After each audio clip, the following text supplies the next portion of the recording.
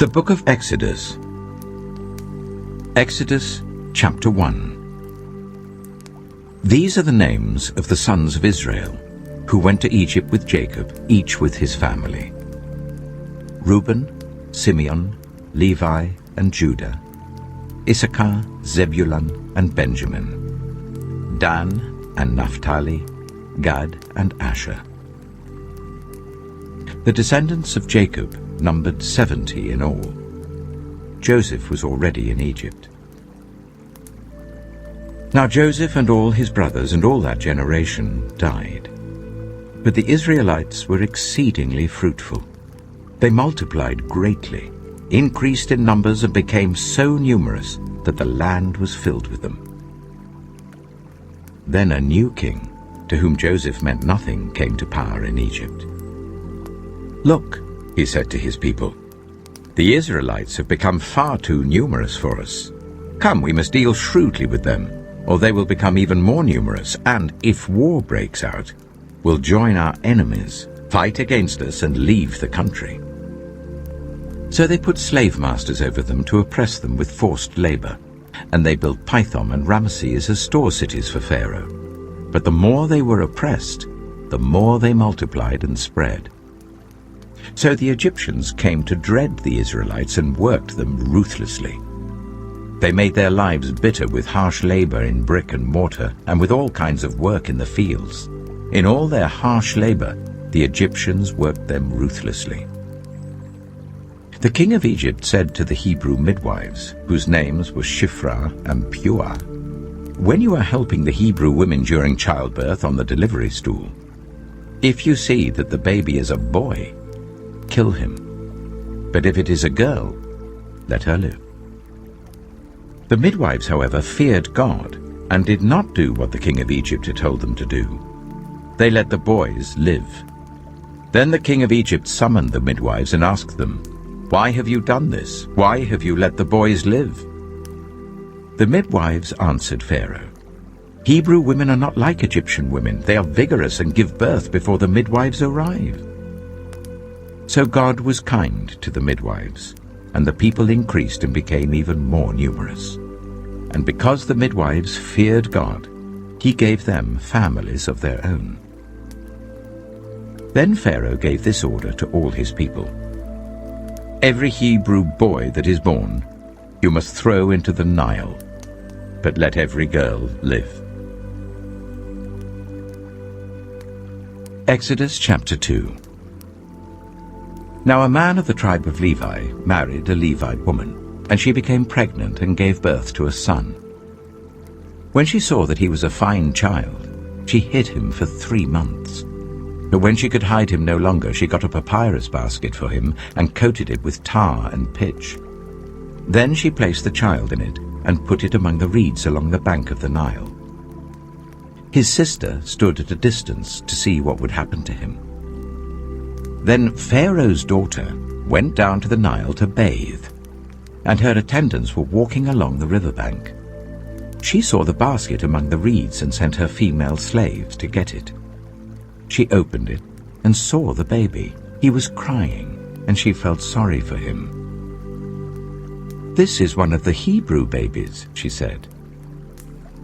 Then his sister asked Pharaoh's daughter, "Shall I go and get one of the Hebrew women to nurse the baby for you?" "Yes, go," she answered. So the girl went and got the baby's mother. Pharaoh's daughter said to her, "Take this baby and nurse him for me, and I will pay you." So the woman took the baby and nursed him. When the child grew older, she took him to Pharaoh's daughter, and he became her son. She named him Moses, saying, "I drew him out of the water." One day, after Moses had grown up, he went out to where his own people were and watched them at their hard labor. He saw an Egyptian beating a Hebrew, one of his own people. Looking this way and that and seeing no one, he killed the Egyptian and hid him in the sand. The next day he went out and saw 2 Hebrews fighting. He asked the one in the wrong, "Why are you hitting your fellow Hebrew?" The man said, Who made you ruler and judge over us? Are you thinking of killing me as you killed the Egyptian?" Then Moses was afraid and thought, "What I did must have become known." When Pharaoh heard of this, he tried to kill Moses. But Moses fled from Pharaoh and went to live in Midian, where he sat down by a well. Now a priest of Midian had 7 daughters, and they came to draw water and fill the troughs to water their father's flock. Some shepherds came along and drove them away, but Moses got up and came to their rescue and watered their flock. When the girls returned to Reuel their father, he asked them, "Why have you returned so early today?" They answered, "An Egyptian rescued us from the shepherds. He even drew water for us and watered the flock." "And where is he?" Reuel asked his daughters. "Why did you leave him? Invite him to have something to eat." Moses agreed to stay with the man, who gave his daughter Zipporah to Moses in marriage. Zipporah gave birth to a son, and Moses named him Gershom, saying, "I have become a foreigner in a foreign land." During that long period, the king of Egypt died. The Israelites groaned in their slavery and cried out, and their cry for help because of their slavery went up to God. God heard their groaning, and he remembered his covenant with Abraham, with Isaac, and with Jacob. So God looked on the Israelites and was concerned about them. Exodus chapter 3. Now Moses was tending the flock of Jethro his father-in-law, the priest of Midian. And he led the flock to the far side of the wilderness and came to Horeb, the mountain of God. There the angel of the Lord appeared to him in flames of fire from within a bush. Moses saw that though the bush was on fire, it did not burn up.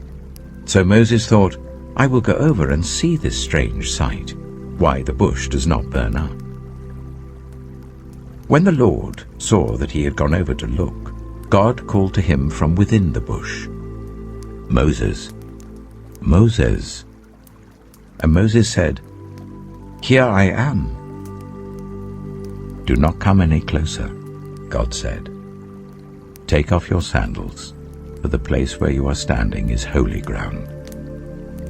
Then he said, "I am the God of your father, the God of Abraham, the God of Isaac, and the God of Jacob." At this, Moses hid his face, because he was afraid to look at God. The Lord said, "I have indeed seen the misery of my people in Egypt. I have heard them crying out because of their slave drivers, and I am concerned about their suffering. So I have come down to rescue them from the hand of the Egyptians, and to bring them up out of that land into a good and spacious land, a land flowing with milk and honey, the home of the Canaanites, Hittites, Amorites, Perizzites, Hivites, and Jebusites. And now the cry of the Israelites has reached me, and I have seen the way the Egyptians are oppressing them. So now, go. I am sending you to Pharaoh to bring my people, the Israelites, out of Egypt." But Moses said to God, "Who am I that I should go to Pharaoh and bring the Israelites out of Egypt?" And God said, "I will be with you, and this will be the sign to you that it is I who have sent you. When you have brought the people out of Egypt, you will worship God on this mountain." Moses said to God, "Suppose I go to the Israelites and say to them, 'The God of your fathers has sent me to you,' and they ask me, 'What is his name?' Then what shall I tell them?"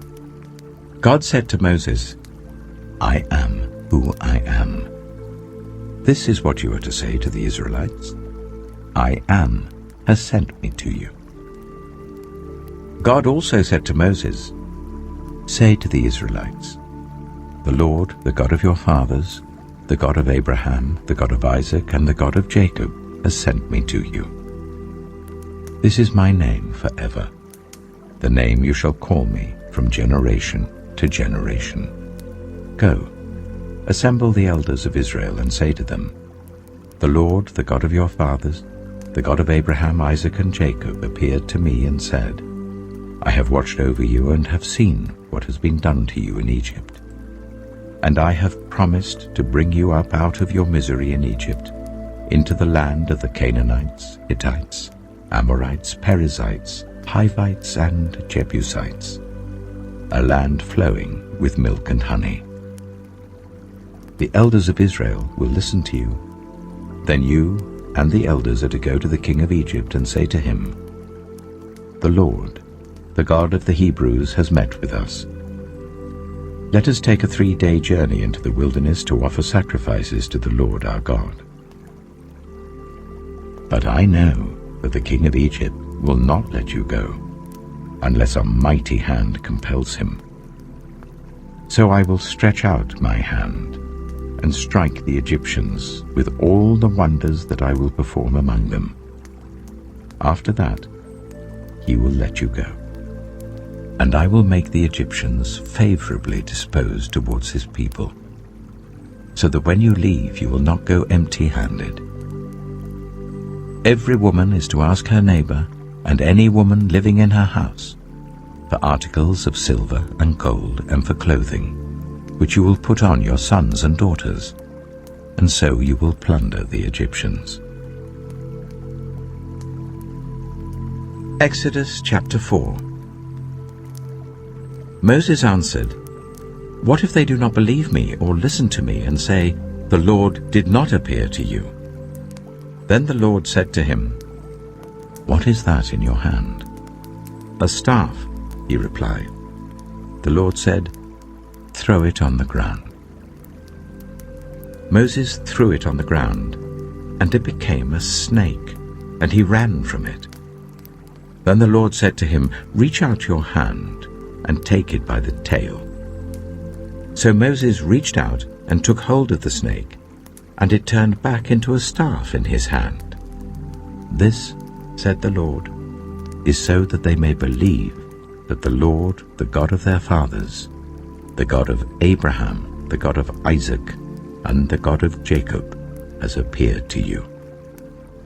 Then the Lord said, Put your hand inside your cloak. So Moses put his hand into his cloak, and when he took it out, the skin was leprous. It had become as white as snow.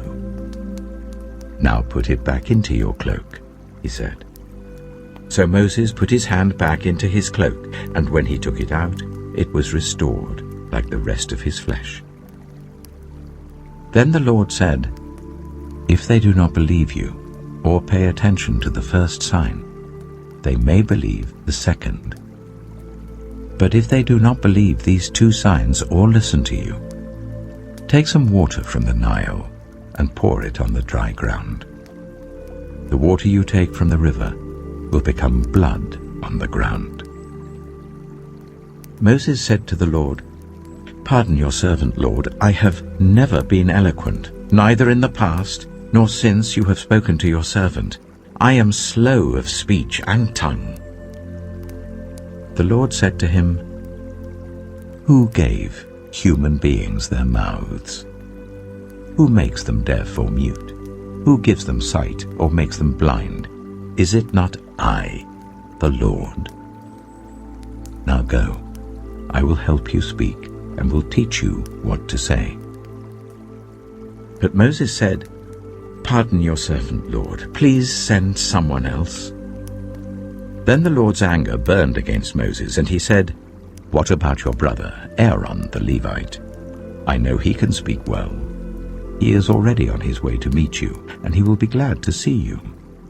You shall speak to him and put words in his mouth. I will help both of you speak, and will teach you what to do. He will speak to the people for you, and it will be as if he were your mouth, and as if you were God to him. But take this staff in your hand, so that you can perform the signs with it. Then Moses went back to Jethro, his father-in-law, and said to him, Let me return to my own people in Egypt, to see if any of them are still alive. Jethro said, Go, and I wish you well. Now the Lord had said to Moses in Midian, "Go back to Egypt, for all those who wanted to kill you are dead." So Moses took his wife and sons, put them on a donkey, and started back to Egypt. And he took the staff of God in his hand. The Lord said to Moses, "When you return to Egypt, see that you perform before Pharaoh all the wonders I have given you the power to do. But I will harden his heart, so that he will not let the people go. Then say to Pharaoh, 'This is what the Lord says. Israel is my firstborn son, and I told you, let my son go so that he may worship me. But you refused to let him go, so I will kill your firstborn son.'" At a lodging place on the way, the Lord met Moses and was about to kill him. But Zipporah took a flint knife, cut off her son's foreskin, and touched Moses' feet with it. "Surely you are a bridegroom of blood to me," she said. So the Lord let him alone. At that time she said bridegroom of blood, referring to circumcision. The Lord said to Aaron, "Go into the wilderness to meet Moses." So he met Moses at the mountain of God and kissed him.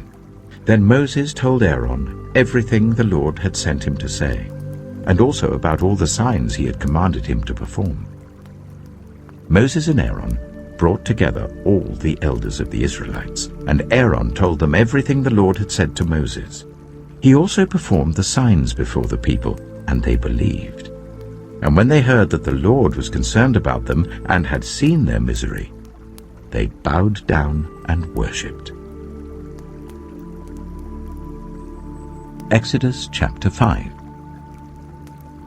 Afterwards, Moses and Aaron went to Pharaoh and said, "This is what the Lord, the God of Israel, says. Let my people go, so that they may hold a festival to me in the wilderness." Pharaoh said, "Who is the Lord that I should obey him and let Israel go? I do not know the Lord, and I will not let Israel go." Then they said, "The God of the Hebrews has met with us. Now let us take a 3-day journey into the wilderness to offer sacrifices to the Lord our God, or he may strike us with plagues or with the sword." But the king of Egypt said, "Moses and Aaron, why are you taking the people away from their labor? Get back to your work." Then Pharaoh said, "Look, the people of the land are now numerous, and you are stopping them from working." That same day Pharaoh gave this order to the slave drivers and overseers in charge of the people: "You are no longer to supply the people with straw for making bricks. Let them go and gather their own straw, but require them to make the same number of bricks as before. Don't reduce the quota. They're lazy. That is why they're crying out, 'Let us go and sacrifice to our God.' Make the work harder for the people, so that they keep working and pay no attention to lies." Then the slave drivers and the overseers went out and said to the people, "This is what Pharaoh says, I will not give you any more straw. Go and get your own straw wherever you can find it, but your work will not be reduced at all."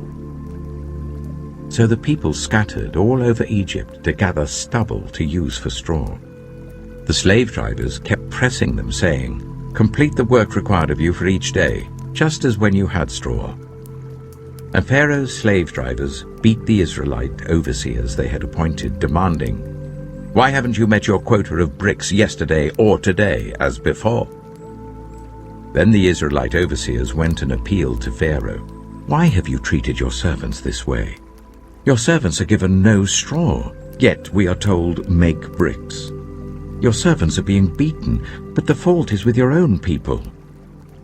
Pharaoh said, "Lazy, that's what you are, lazy. That is why you keep saying, 'Let us go and sacrifice to the Lord.' Now get to work. You will not be given any straw, yet you must produce your full quota of bricks." The Israelite overseers realized they were in trouble when they were told, "You are not to reduce the number of bricks required of you for each day." When they left Pharaoh, they found Moses and Aaron waiting to meet them, and they said, May the Lord look on you and judge you. You have made us obnoxious to Pharaoh and his officials, and have put a sword in their hand to kill us." Moses returned to the Lord and said, "Why, Lord?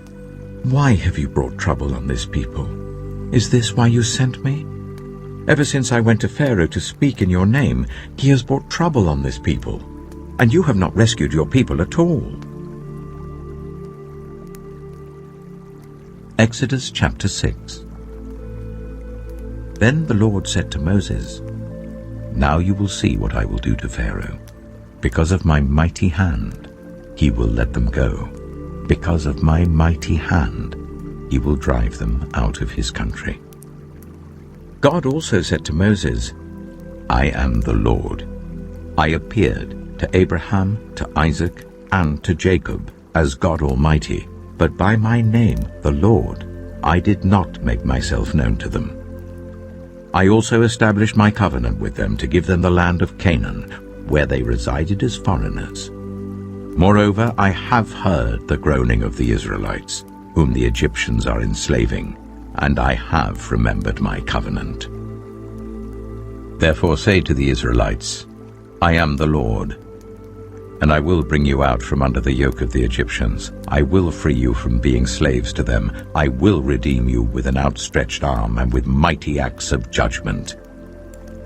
I will take you as my own people, and I will be your God. Then you will know that I am the Lord your God, who has brought you out from under the yoke of the Egyptians, and I will bring you to the land I swore with uplifted hand to give to Abraham, to Isaac, and to Jacob. I will give it to you as a possession. I am the Lord."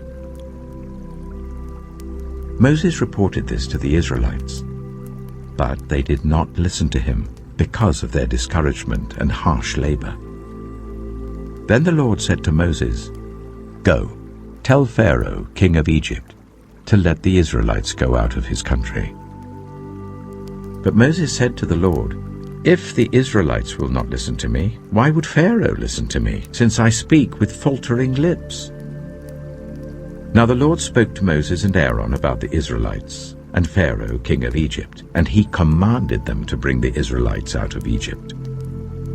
These were the heads of their families.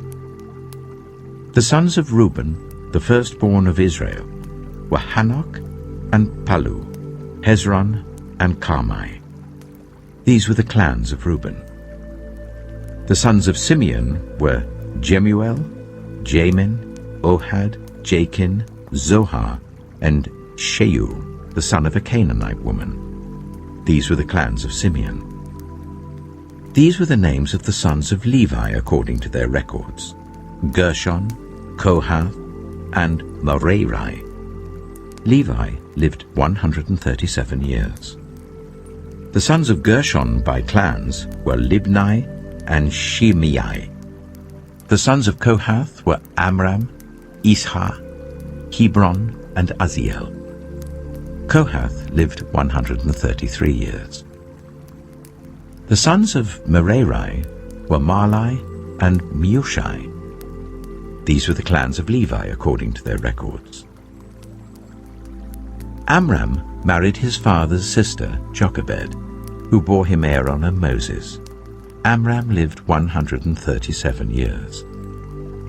The sons of Izhar were Korah, Nepheg, and Zikri. The sons of Uzziel were Mishael, Elzaphan, and Sithri.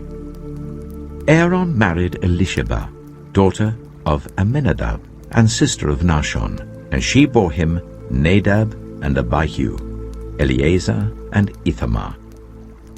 The sons of Korah were Asa, Elkanah, and Abiasaph. These were the Koharite clans. Eleazar, son of Aaron, married one of the daughters of Putiel, and she bore him Phinehas.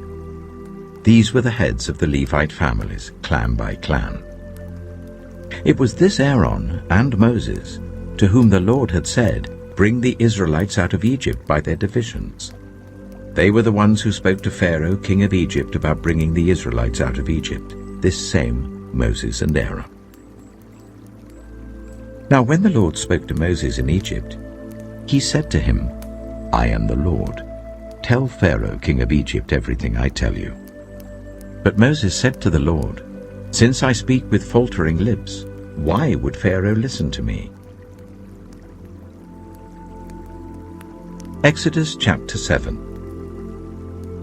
Then the Lord said to Moses, See, I have made you like God to Pharaoh, and your brother Aaron will be your prophet. You are to say everything I command you, and your brother Aaron is to tell Pharaoh to let the Israelites go out of his country. But I will harden Pharaoh's heart, and though I multiply my signs and wonders in Egypt, he will not listen to you. Then I will lay my hand on Egypt, and with mighty acts of judgment I will bring out my divisions, my people, the Israelites, and the Egyptians will know that I am the Lord, when I stretch out my hand against Egypt and bring the Israelites out of it. Moses and Aaron did just as the Lord commanded them. Moses was 80 years old, and Aaron 83, when they spoke to Pharaoh. The Lord said to Moses and Aaron, When Pharaoh says to you, Perform a miracle, then say to Aaron, Take your staff and throw it down before Pharaoh, and it will become a snake. So Moses and Aaron went to Pharaoh and did just as the Lord commanded. Aaron threw his staff down in front of Pharaoh and his officials, and it became a snake. Pharaoh then summoned the wise men and sorcerers, and the Egyptian magicians also did the same things by their secret arts. Each one threw down his staff, and it became a snake. But Aaron's staff swallowed up their staffs. Yet Pharaoh's heart became hard, and he would not listen to them, just as the Lord had said. Then the Lord said to Moses, Pharaoh's heart is unyielding. He refuses to let the people go. Go to Pharaoh in the morning as he goes out to the river. Confront him on the bank of the Nile, and take in your hand the staff that was changed into a snake. Then say to him, The Lord, the God of the Hebrews, has sent me to say to you, Let my people go, so that they may worship me in the wilderness. But until now you have not listened. This is what the Lord says, By this you will know that I am the Lord. With this staff that is in my hand, I will strike the water of the Nile, and it will be changed into blood. The fish in the Nile will die, and the river will stink. The Egyptians will not be able to drink its water. The Lord said to Moses, Tell Aaron, Take your staff and stretch out your hand over the waters of Egypt, over the streams and canals, over the ponds and all the reservoirs, and they will turn to blood. Blood will be everywhere in Egypt, even in vessels of wood and stone. Moses and Aaron did just as the Lord had commanded. He raised his staff in the presence of Pharaoh and his officials, and struck the water of the Nile, and all the water was changed into blood. The fish in the Nile died, and the river smelled so bad that the Egyptians could not drink its water. Blood was everywhere in Egypt. But the Egyptian magicians did the same things by their secret arts, and Pharaoh's heart became hard. He would not listen to Moses and Aaron, just as the Lord had said. Instead, he turned and went into his palace, and did not take even this to heart. And all the Egyptians dug along the Nile to get drinking water, because they could not drink the water of the river. 7 days passed after the Lord struck the Nile. Exodus chapter 8. Then the Lord said to Moses, Go to Pharaoh and say to him, This is what the Lord says, Let my people go, so that they may worship me. If you refuse to let them go, I will send a plague of frogs on your whole country. The Nile will teem with frogs. They will come up into your palace, and your bedroom, and onto your bed, into the houses of your officials and on your people, and into your ovens and kneading troughs. The frogs will come up on you and your people and all your officials. Then the Lord said to Moses, "Tell Aaron, stretch out your hand with your staff over the streams and canals and ponds, and make frogs come up on the land of Egypt." So Aaron stretched out his hand over the waters of Egypt, and the frogs came up and covered the land. But the magicians did the same things by their secret arts. They also made frogs come up on the land of Egypt. Pharaoh summoned Moses and Aaron and said, "Pray to the Lord to take the frogs away from me and my people, and I will let your people go to offer sacrifices to the Lord." Moses said to Pharaoh, "I leave to you the honor of setting the time for me to pray for you and your officials and your people, that you and your houses may be rid of the frogs, except for those that remain in the Nile." "Tomorrow," Pharaoh said. Moses replied, "It will be as you say, so that you may know there is no one like the Lord our God. The frogs will leave you and your houses, your officials and your people. They will remain only in the Nile." After Moses and Aaron left Pharaoh, Moses cried out to the Lord about the frogs he had brought on Pharaoh, and the Lord did what Moses asked. The frogs died in the houses, in the courtyards, and in the fields. They were piled into heaps, and the land reeked of them.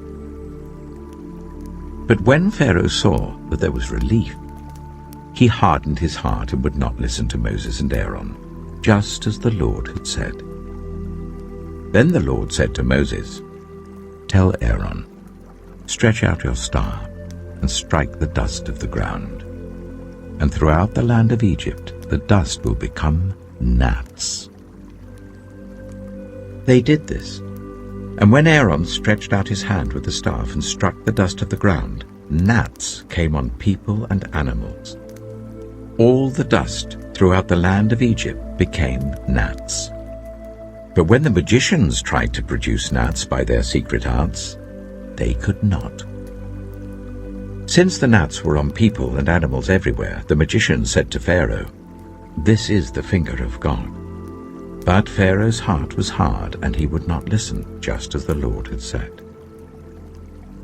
Then the Lord said to Moses, "Get up early in the morning and confront Pharaoh as he goes to the river, and say to him, 'This is what the Lord says.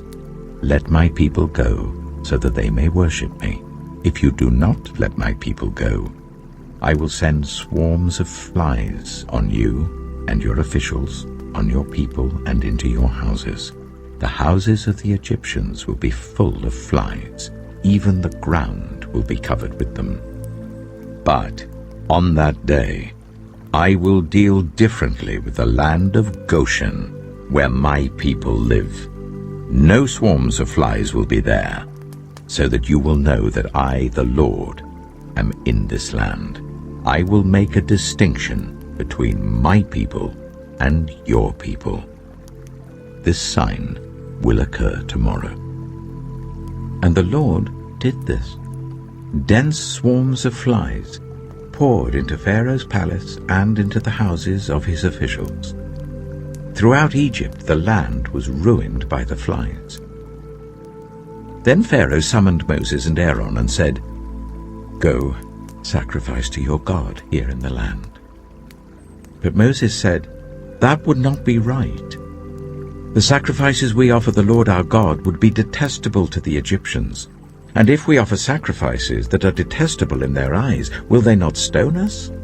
We must take a 3-day journey into the wilderness to offer sacrifices to the Lord our God, as he commands us."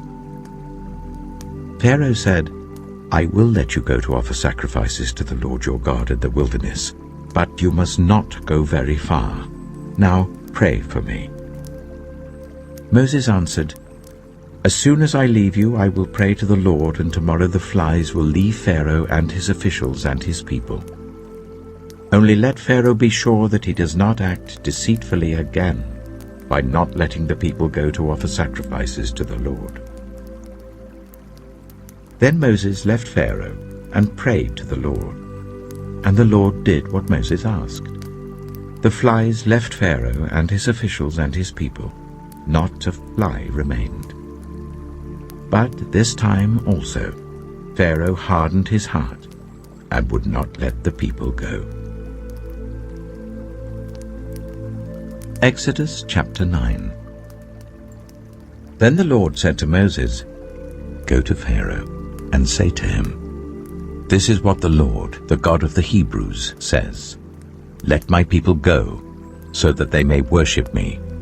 If you refuse to let them go and continue to hold them back, the hand of the Lord will bring a terrible plague on your livestock in the field, on your horses, donkeys, and camels, and on your cattle, sheep, and goats.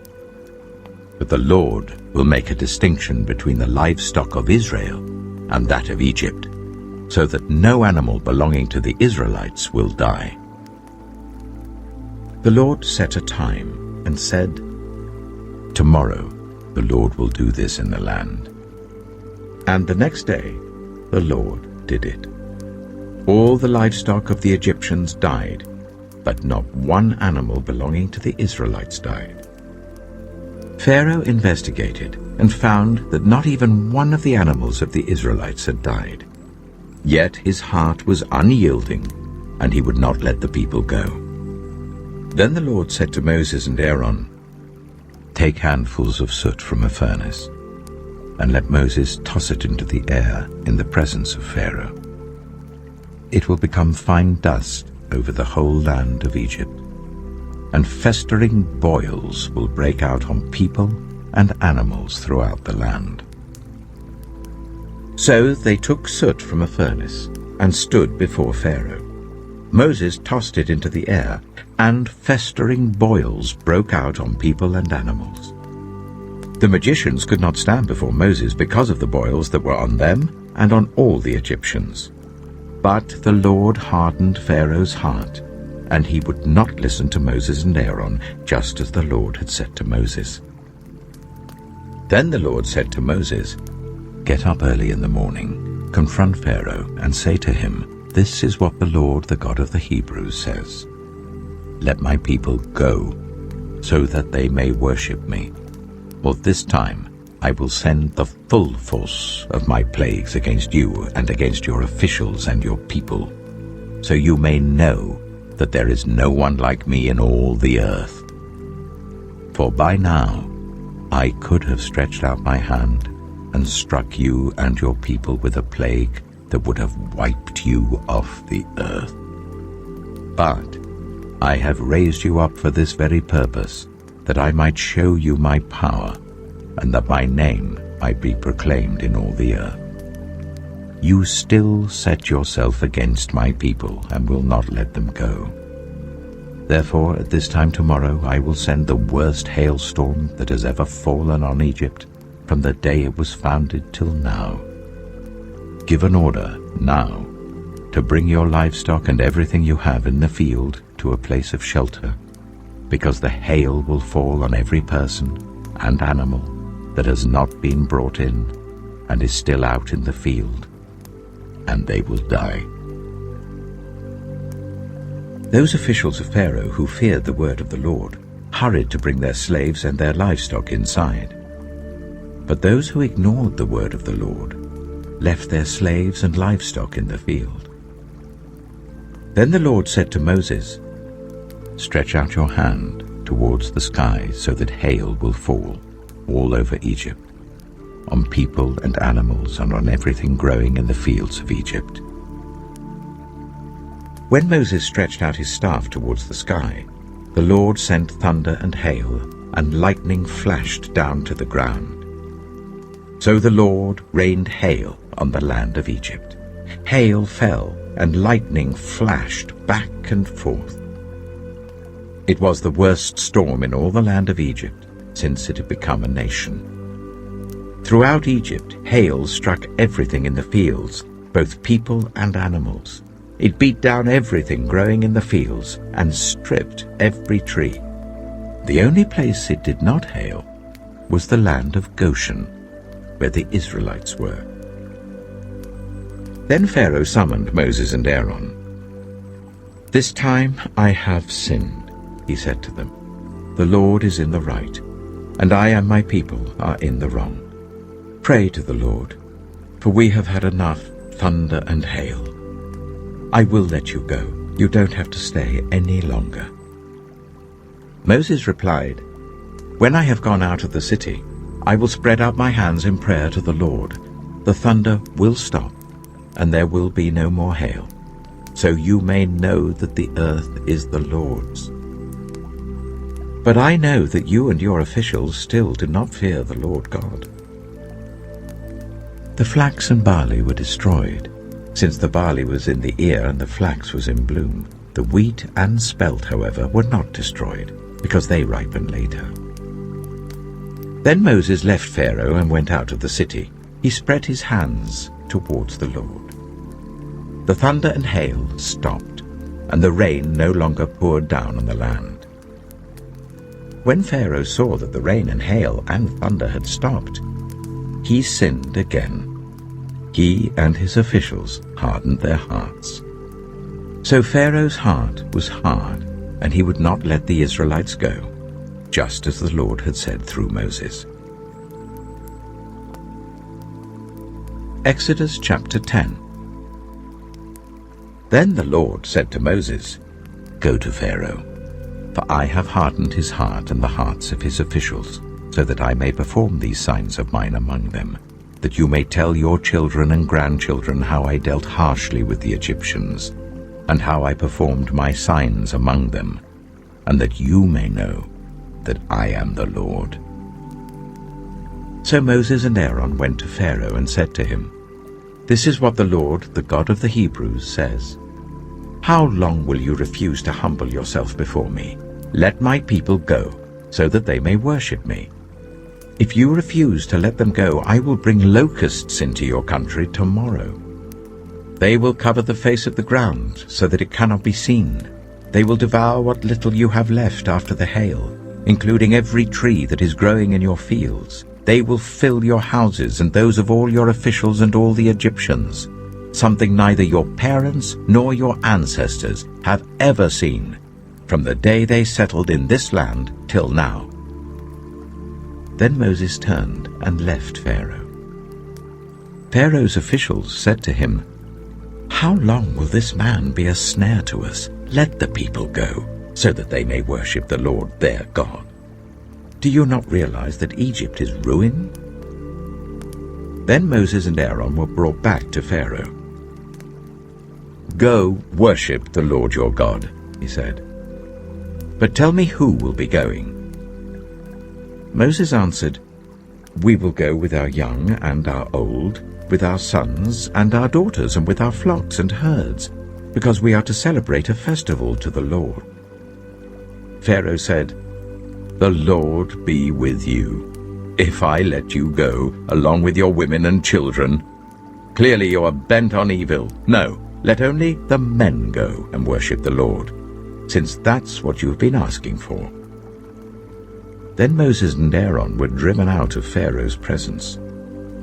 And the Lord said to Moses, "Stretch out your hand over Egypt, so that locusts swarm over the land and devour everything growing in the fields, everything left by the hail."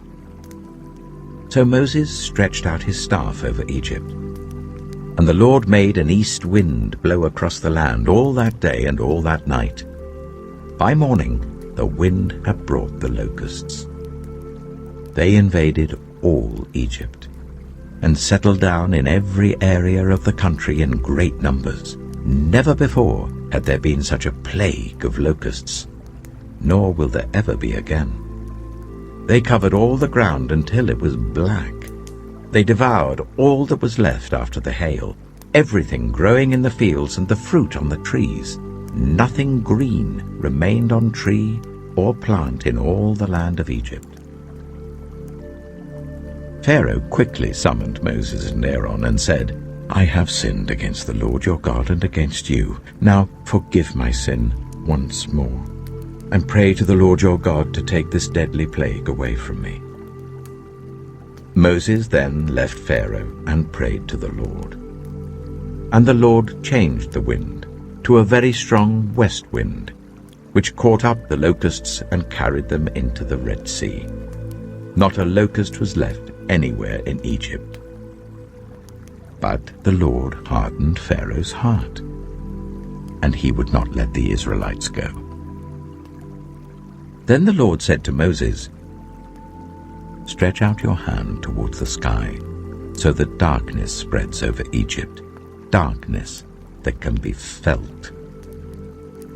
So Moses stretched out his hand towards the sky, and total darkness covered all Egypt for 3 days. No one could see anyone else or move about for 3 days. Yet all the Israelites had light in the places where they lived. Then Pharaoh summoned Moses and said, "Go, worship the Lord. Even your women and children may go with you, only leave your flocks and herds behind." But Moses said, "You must allow us to have sacrifices and burnt offerings to present to the Lord our God. Our livestock, too, must go with us. Not a hoof is to be left behind. We have to use some of them in worshipping the Lord our God.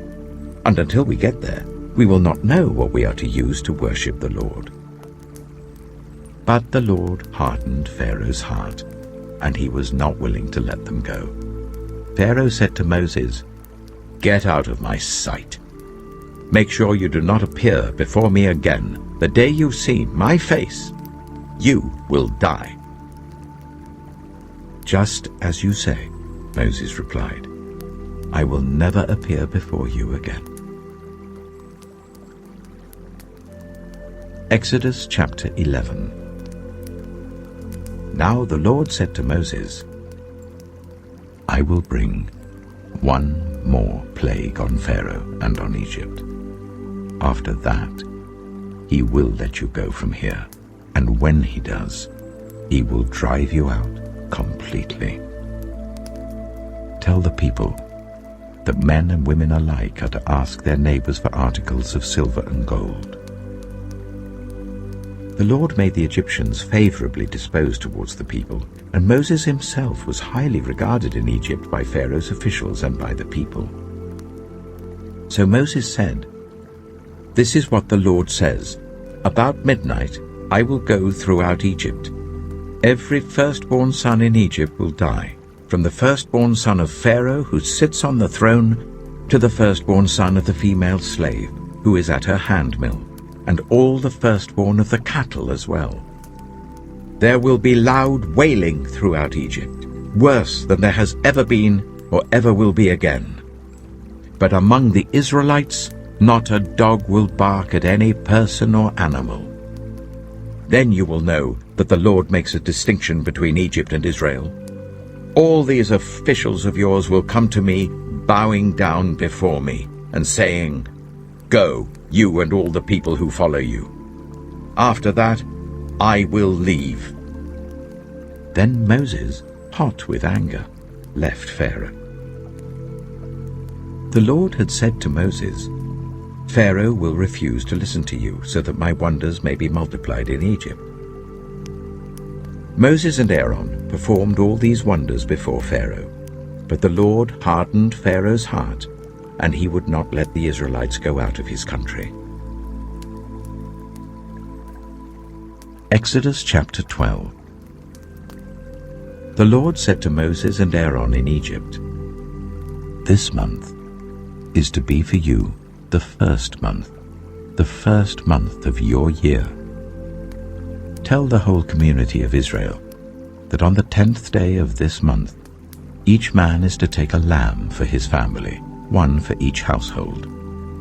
If any household is too small for a whole lamb, they must share one with their nearest neighbor, having taken into account the number of people there are. You are to determine the amount of lamb needed in accordance with what each person will eat. The animals you choose must be year-old males, without defect, and you may take them from the sheep or the goats. Take care of them until the 14th day of the month, when all the members of the community of Israel must slaughter them at twilight. Then they are to take some of the blood and put it on the sides and tops of the door frames of the houses where they eat the lambs. That same night they are to eat the meat roasted over the fire, along with bitter herbs and bread made without yeast. Do not eat the meat raw or boiled in water, but roast it over a fire, with the head, legs, and internal organs. Do not leave any of it till morning. If some is left till morning, you must burn it. This is how you are to eat it, with your cloak tucked into your belt, your sandals on your feet, and your staff in your hand. Eat it in haste. It is the Lord's Passover. On that same night I will pass through Egypt, and strike down every firstborn of both people and animals, and I will bring judgment on all the gods of Egypt. I am the Lord. The blood will be a sign for you on the houses where you are, and when I see the blood, I will pass over you. No destructive plague will touch you when I strike Egypt. This is a day you are to commemorate. For the generations to come you shall celebrate it as a festival to the Lord, a lasting ordinance. For 7 days you are to eat bread made without yeast. On the first day remove the yeast from your houses, for whoever eats anything with yeast in it from the first day until the 7th must be cut off from Israel. On the first day hold a sacred assembly, and another one on the 7th day. Do no work at all on these days, except to prepare food for everyone to eat. That is all you may do. Celebrate the festival of unleavened bread, because it was on this very day that I brought your divisions out of Egypt. Celebrate this day as a lasting ordinance for the generations to come. In the first month you are to eat bread made without yeast, from the evening of the 14th day until the evening of the 21st day. For 7 days no yeast is to be found in your houses, and anyone, whether foreigner or native born, who eats anything with yeast in it must be cut off from the community of Israel. Eat nothing made with yeast. Wherever you live, you must eat unleavened bread. Then Moses summoned all the elders of Israel and said to them, Go at once and select the animals for your families and slaughter the Passover lamb. Take a bunch of hyssop, dip it into the blood in the basin, and put some of the blood on the top and on both sides of the doorframe. None of you shall go out of the door of your house until morning. When the Lord goes through the land to strike down the Egyptians, he will see the blood on the top and sides of the doorframe and will pass over that doorway, and he will not permit the destroyer to enter your houses and strike you down.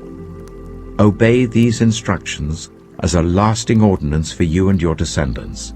When you enter the land that the Lord will give you as he promised, observe this ceremony. And when your children ask you, What does this ceremony mean to you? Then tell them, It is the Passover sacrifice to the Lord, who passed over the houses of the Israelites in Egypt and spared our homes when he struck down the Egyptians. Then the people bowed down and worshipped.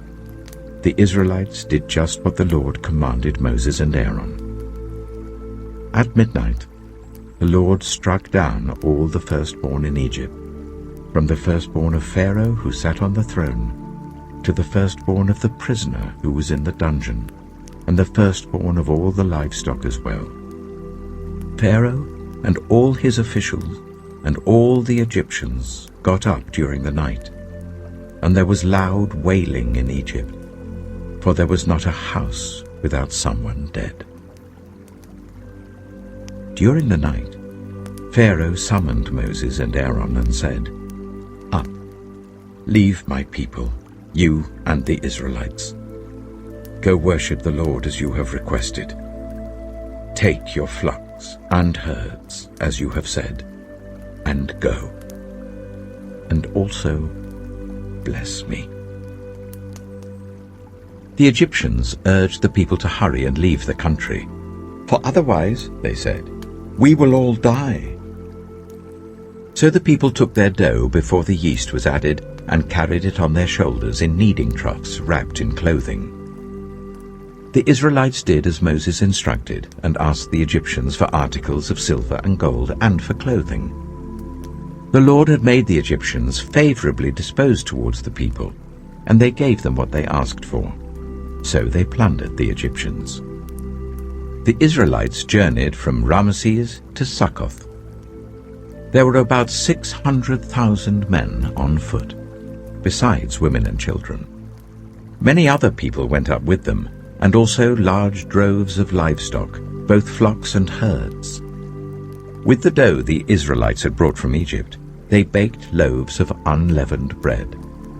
The dough was without yeast because they had been driven out of Egypt and did not have time to prepare food for themselves. Now the length of time the Israelite people lived in Egypt was 430 years. At the end of 430 years, to the very day, all the Lord's divisions left Egypt. Because the Lord kept vigil that night to bring them out of Egypt, on this night all the Israelites are to keep vigil to honor the Lord for the generations to come. The Lord said to Moses and Aaron, "These are the regulations for the Passover meal. No foreigner may eat it. Any slave you have bought may eat it after you have circumcised him, but a temporary resident or a hired worker may not eat it. It must be eaten inside the house. Take none of the meat outside the house. Do not break any of the bones. The whole community of Israel must celebrate it. A foreigner residing among you who wants to celebrate the Lord's Passover must have all the males in his household circumcised. Then he may take part, like one born in the land. No uncircumcised male may eat it. The same law applies both to the native-born and to the foreigner residing among you." All the Israelites did just what the Lord had commanded Moses and Aaron, and on that very day the Lord brought the Israelites out of Egypt by their divisions. Exodus chapter 13. The Lord said to Moses, "Consecrate to me every firstborn male. The first offspring of every womb among the Israelites belongs to me, whether human or animal." Then Moses said to the people, "Commemorate this day, the day you came out of Egypt, out of the land of slavery, because the Lord brought you out of it with a mighty hand. Eat nothing containing yeast. Today, in the month of Aviv, you are leaving. When the Lord brings you into the land of the Canaanites, Hittites, Amorites, Hivites, and Jebusites, the land he swore to your ancestors to give you, a land flowing with milk and honey, you are to observe this ceremony in this month. For 7 days eat bread made without yeast, and on the 7th day hold a festival to the Lord. Eat unleavened bread during those 7 days. Nothing with yeast in it is to be seen among you, nor shall any yeast be seen anywhere within your borders. On that day tell your son, 'I do this because of what the Lord did for me when I came out of Egypt.' This observance will be for you like a sign on your hand and a reminder on your forehead that this law of the Lord is to be on your lips. For the Lord brought you out of Egypt with his mighty hand. You must keep this ordinance at the appointed time, year after year. After the Lord brings you into the land of the Canaanites and gives it to you, as he promised on oath to you and your ancestors, you are to give over to the Lord the first offspring of every womb. All the firstborn males of your livestock belong to the Lord. Redeem with a lamb every firstborn donkey. But if you do not redeem it, break its neck. Redeem every firstborn among your sons." In the days to come, when your son asks you, 'What does this mean?' say to him, 'With a mighty hand the Lord brought us out of Egypt, out of the land of slavery. When Pharaoh stubbornly refused to let us go, the Lord killed the firstborn of both people and animals in Egypt. This is why I sacrifice to the Lord the first male offspring of every womb, and redeem each of my firstborn son. And it will be like a sign on your hand, and a symbol on your forehead, that the Lord brought us out of Egypt with his mighty hand.'" When Pharaoh let the people go, God did not lead them on the road through the Philistine country, though that was shorter. For God said, if they face war, they might change their minds and return to Egypt. So God led the people around by the desert road towards the Red Sea. The Israelites went up out of Egypt ready for battle. Moses took the bones of Joseph with him, because Joseph had made the Israelites swear an oath. He had said, "God will surely come to your aid, and then you must carry my bones up with you from this place." After leaving Suchet, they camped at Etham on the edge of the desert. By day the Lord went ahead of them in a pillar of cloud to guide them on their way, and by night in a pillar of fire to give them light, so that they could travel by day or night. Neither the pillar of cloud by day nor the pillar of fire by night left its place in front of the people. Exodus chapter 14. Then the Lord said to Moses, "Tell the Israelites to turn back and camp near Pi-hahiroth, between Migdol and the sea. They are to camp by the sea, directly opposite Baal-zephon. Pharaoh will think, the Israelites are wandering around the land in confusion, hemmed in by the desert. And I will harden Pharaoh's heart, and he will pursue them. But I will gain glory for myself through Pharaoh and all his army, and the Egyptians will know that I am the Lord." So the Israelites did this. When the king of Egypt was told that the people had fled, Pharaoh and his officials changed their minds about them and said, "What have we done? We have let the Israelites go and have lost their services." So he had his chariot made ready and took his army with them. He took 600 of the best chariots, along with all the other chariots of Egypt, with officers over all of them. The Lord hardened the heart of Pharaoh, king of Egypt, so that he pursued the Israelites who were marching out boldly. The Egyptians, all Pharaoh's horses and chariots, horsemen and troops, pursued the Israelites and overtook them as they camped by the sea, near Pi-hahiroth, opposite Baal-zephon. As Pharaoh approached, the Israelites looked up, and there were the Egyptians marching after them. They were terrified and cried out to the Lord. They said to Moses, "Was it because there were no graves in Egypt that you brought us to the desert to die? What have you done to us by bringing us out of Egypt? Didn't we say to you in Egypt, 'Leave us alone, let us serve the Egyptians'? It would have been better for us to serve the Egyptians than to die in the desert." Moses answered the people, "Do not be afraid. Stand firm, and you will see the deliverance the Lord will bring you today. The Egyptians you see today, you will never see again. The Lord will fight for you. You need only to be still." Then the Lord said to Moses, "Why are you crying out to me? Tell the Israelites to move on. Raise your staff and stretch out your hand over the sea to divide the water, so that the Israelites can go through the sea on dry ground. I will harden the hearts of the Egyptians, so that they will go in after them. And I will gain glory through Pharaoh and all his army, through his chariots and his horsemen. The Egyptians will know that I am the Lord, when I gain glory through Pharaoh, his chariots, and his horsemen." Then the angel of God, who had been traveling in front of Israel's army, withdrew and went behind them. The pillar of cloud also moved from in front and stood behind them, coming between the armies of Egypt and Israel. Throughout the night the cloud brought darkness to the one side and light to the other, so neither went near the other all night long.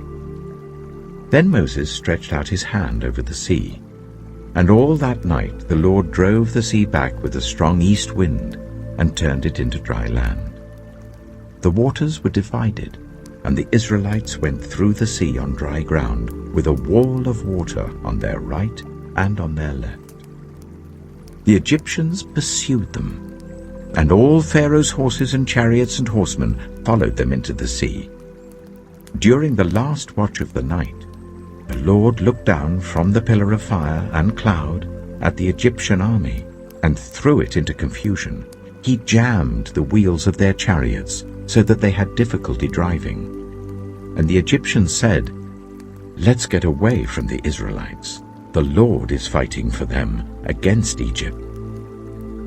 Then the Lord said to Moses, "Stretch out your hand over the sea, so that the waters may flow back over the Egyptians and their chariots and horsemen."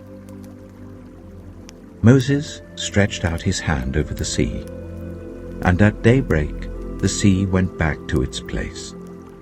The Egyptians were fleeing towards it, and the Lord swept them into the sea. The water flowed back and covered the chariots and horsemen, the entire army of Pharaoh that had followed the Israelites into the sea. Not one of them survived. But the Israelites went through the sea on dry ground, with a wall of water on their right and on their left. That day the Lord saved Israel from the hands of the Egyptians, and Israel saw the Egyptians lying dead on the shore. And when the Israelites saw the mighty hand of the Lord displayed against the Egyptians, the people feared the Lord and put their trust in him and in Moses his servant. Exodus chapter 15.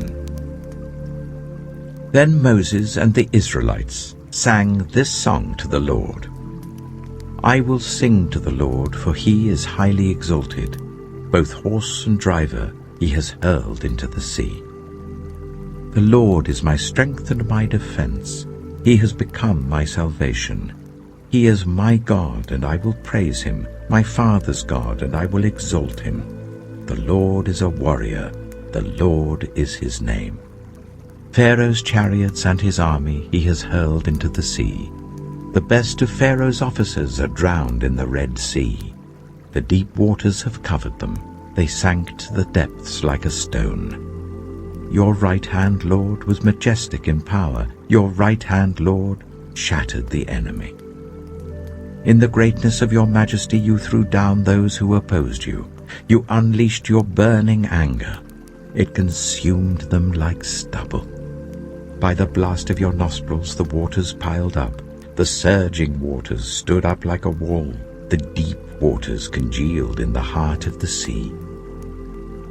The enemy boasted, "I will pursue, I will overtake them, I will divide the spoils, I will gorge myself on them, I will draw my sword, and my hand will destroy them." But you blew with your breath, and the sea covered them. They sank like lead in the mighty waters. Who among the gods is like you, Lord? Who is like you, majestic in holiness, awesome in glory, working wonders? You stretch out your right hand, and the earth swallows your enemies. In your unfailing love you will lead the people you have redeemed. In your strength you will guide them to your holy dwelling. The nations will hear and tremble. Anguish will grip the people of Philistia.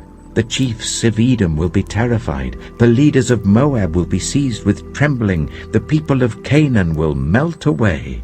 Terror and dread will fall on them. By the power of your arm, they will be as still as a stone. Until your people pass by, Lord, until the people you bought pass by. You will bring them in and plant them on the mountain of your inheritance, the place, Lord, you made for your dwelling, the sanctuary, Lord, your hands established. The Lord reigns forever and ever. When Pharaoh's horses, chariots and horsemen went into the sea, the Lord brought the waters of the sea back over them, but the Israelites walked through the sea on dry ground. Then Miriam, the prophet, Aaron's sister, took a tambourine in her hand, and all the women followed her with tambourines and dancing. Miriam sang to them, "Sing to the Lord, for he is highly exalted. Both horse and driver he has hurled into the sea." Then Moses led Israel from the Red Sea, and they went into the desert of Shur. For 3 days they traveled in the desert without finding water. When they came to Marah, they could not drink its water because it was bitter. That is why the place is called Marah. So the people grumbled against Moses, saying, "What are we to drink?" Then Moses cried out to the Lord, and the Lord showed him a piece of wood. He threw it into the water, and the water became fit to drink. There the Lord issued a ruling and instruction for them and put them to the test. He said, "If you listen carefully to the Lord your God and do what is right in his eyes, if you pay attention to his commands and keep all his decrees, I will not bring on you any of the diseases I brought on the Egyptians, for I am the Lord who heals you." Then they came to Elim, where there were 12 springs and 70 palm trees, and they camped there near the water. Exodus chapter 16. The whole Israelite community set out from Elim and came to the desert of Sin, which is between Elim and Sinai, on the 15th day of the 2nd month after they had come out of Egypt. In the desert, the whole community grumbled against Moses and Aaron. The Israelites said to them, "If only we had died by the Lord's hand in Egypt. There we sat round pots of meat and ate all the food we wanted. But you have brought us out into this desert to starve this entire assembly to death." Then the Lord said to Moses, "I will rain down bread from heaven for you. The people are to go out each day and gather enough for that day. In this way I will test them and see whether they will follow my instructions. On the 6th day they are to prepare what they bring in, and that is to be twice as much as they gather on the other days." So Moses and Aaron said to all the Israelites, "In the evening you will know that it was the Lord who brought you out of Egypt. And in the morning you will see the glory of the Lord, because he has heard your grumbling against him. Who are we that you should grumble against us?" Moses also said, "You will know that it was the Lord when he gives you meat to eat in the evening and all the bread you want in the morning, because he has heard your grumbling against him. Who are we? You are not grumbling against us, but against the Lord." Then Moses told Aaron, "Say to the entire Israelite community, 'Come before the Lord, for he has heard your grumbling.'" While Aaron was speaking to the whole Israelite community, they looked towards the desert, and there was the glory of the Lord appearing in the cloud. The Lord said to Moses, "I have heard the grumbling of the Israelites. Tell them, at twilight you will eat meat, and in the morning you will be filled with bread. Then you will know that I am the Lord your God." That evening quail came and covered the camp, and in the morning there was a layer of dew around the camp. When the dew was gone, thin flakes like frost on the ground appeared on the desert floor. When the Israelites saw it, they said to each other, "What is it?" But they did not know what it was. Moses said to them, "It is the bread the Lord has given you to eat.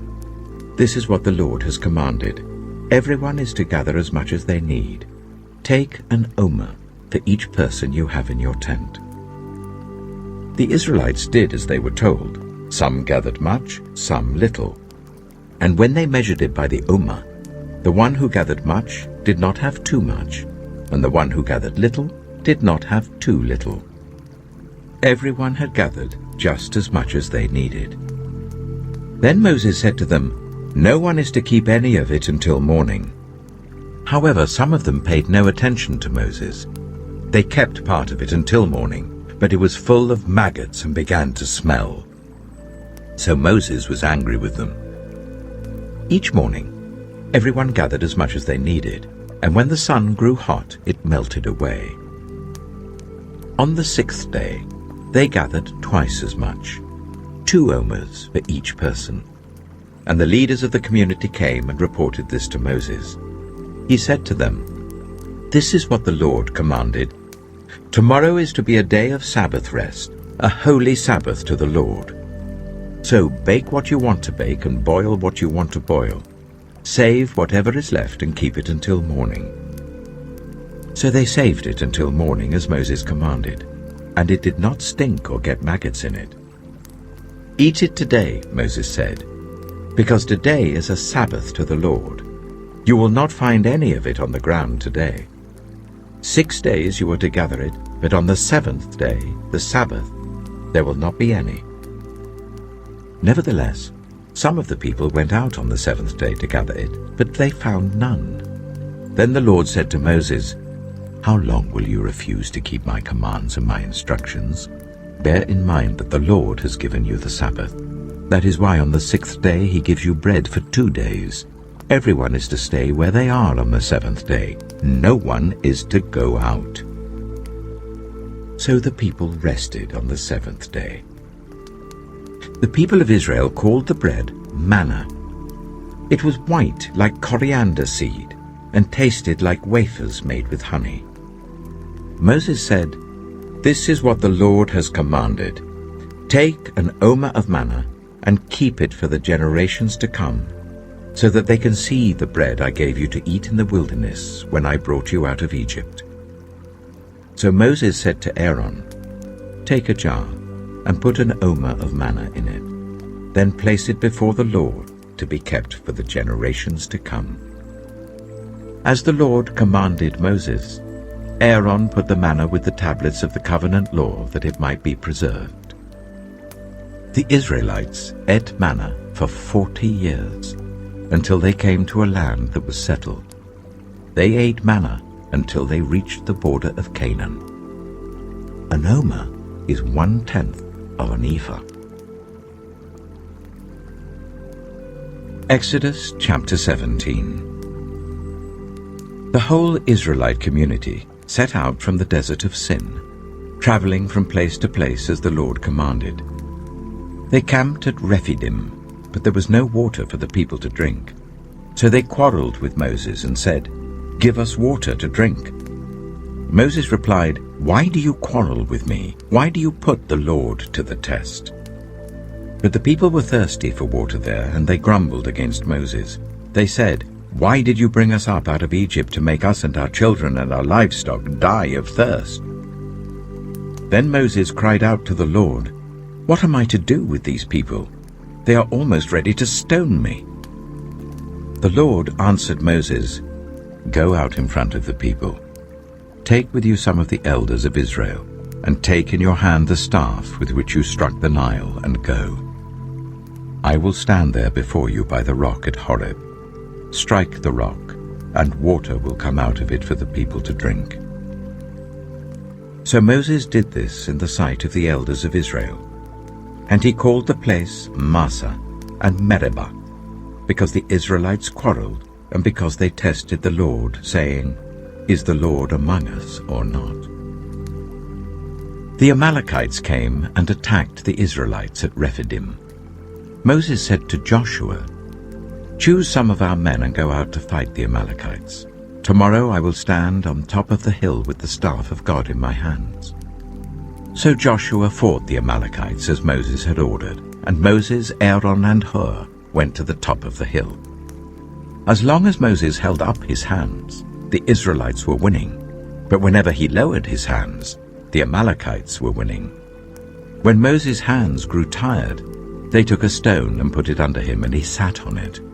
Aaron and Hur held his hands up, one on one side, one on the other, so that his hands remained steady till sunset. So Joshua overcame the Amalekite army with the sword.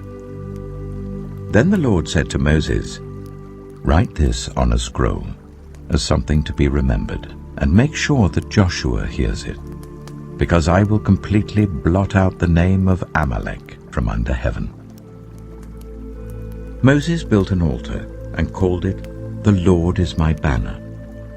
He said, "Because hands were lifted up against the throne of the Lord will be at war against the Amalekites from generation to generation."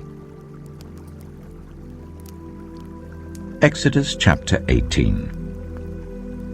Now Jethro, the priest of Midian and father-in-law of Moses, heard of everything God had done for Moses and for his people Israel, and how the Lord had brought Israel out of Egypt. After Moses had sent away his wife Zipporah, his father-in-law Jethro received her and her 2 sons. One son was named Gershom, for Moses said, "I have become a foreigner in a foreign land." And the other was named Eleazar, for he said, "My father's God was my helper. He saved me from the sword of Pharaoh." Jethro, Moses' father-in-law, together with Moses' sons and wife, came to him in the wilderness where he was camped near the mountain of God. Jethro had sent word to him, "I, your father-in-law Jethro, am coming to you with your wife and her 2 sons." So Moses went out to meet his father-in-law and bowed down and kissed him. They greeted each other and then went into the tent. Moses told his father-in-law about everything the Lord had done to Pharaoh and the Egyptians for Israel's sake, and about all the hardships they had met along the way, and how the Lord had saved them. Jethro was delighted to hear about all the good things the Lord had done for Israel in rescuing them from the hand of the Egyptians. He said, "Praise be to the Lord, who rescued you from the hand of the Egyptians and of Pharaoh, and who rescued the people from the hand of the Egyptians. Now I know that the Lord is greater than all other gods, for he did this to those who had treated Israel arrogantly." Then Jethro, Moses' father-in-law, brought a burnt offering and other sacrifices to God. And Aaron came with all the elders of Israel to eat a meal with Moses' father-in-law in the presence of God. The next day, Moses took his seat to serve as judge for the people, and they stood round him from morning till evening. When his father-in-law saw all that Moses was doing for the people, he said, "What is this you are doing for the people? Why do you alone sit as judge, while all these people stand round you from morning till evening?" Moses answered him, "Because the people come to me to seek God's will. Whenever they have a dispute, it is brought to me, and I decide between the parties and inform them of God's decrees and instructions." Moses' father-in-law replied, "What you are doing is not good. You and these people who come to you will only wear yourselves out. The work is too heavy for you. You cannot handle it alone. Listen now to me, and I will give you some advice, and may God be with you. You must be the people's representative before God and bring their disputes to him. Teach them his decrees and instructions, and show them the way they are to live and how they are to behave. But select capable men from all the people, men who fear God, trustworthy men who hate dishonest gain, and appoint them as officials over thousands, hundreds, fifties, and tens. Let them serve as judges for the people at all times. But let them bring every difficult case to you. The simple cases they can decide themselves. That will make your load lighter, because they will share it with you. If you do this, and God so command, you will be able to stand the strain, and all these people will go home satisfied." Moses listened to his father-in-law and did everything he said. He chose capable men from all Israel and made them leaders of the people, officials over thousands, hundreds, fifties, and tens. They served as judges for the people at all times. The difficult cases they brought to Moses, but the simple ones they decided themselves. Then Moses sent his father-in-law on his way, and Jethro returned to his own country. Exodus chapter 19. On the first day of the 3rd month, after the Israelites left Egypt, On that very day they came to the desert of Sinai. After they set out from Rephidim, they entered the desert of Sinai, and Israel camped there in the desert in front of the mountain. Then Moses went up to God, and the Lord called to him from the mountain and said, "This is what you are to say to the descendants of Jacob, and what you are to tell the people of Israel. You yourselves have seen what I did to Egypt, and how I carried you on eagle's wings and brought you to myself. Now, if you obey me fully and keep my covenant, then out of all nations you will be my treasured possession. Although the whole earth is mine, you will be for me a kingdom of priests and a holy nation. These are the words you are to speak to the Israelites." So Moses went back and summoned the elders of the people, and set before them all the words the Lord had commanded him to speak. The people all responded together, "We will do everything the Lord has said." So Moses brought their answer back to the Lord. The Lord said to Moses, "I am going to come to you in a dense cloud, so that the people will hear me speaking with you and will always put their trust in you." Then Moses told the Lord what the people had said, and the Lord said to Moses, "Go to the people and consecrate them today and tomorrow. Make them wash their clothes and be ready by the third day, because on that day the Lord will come down on Mount Sinai in the sight of all the people. Put limits for the people around the mountain and tell them, 'Be careful that you do not approach the mountain or touch the foot of it.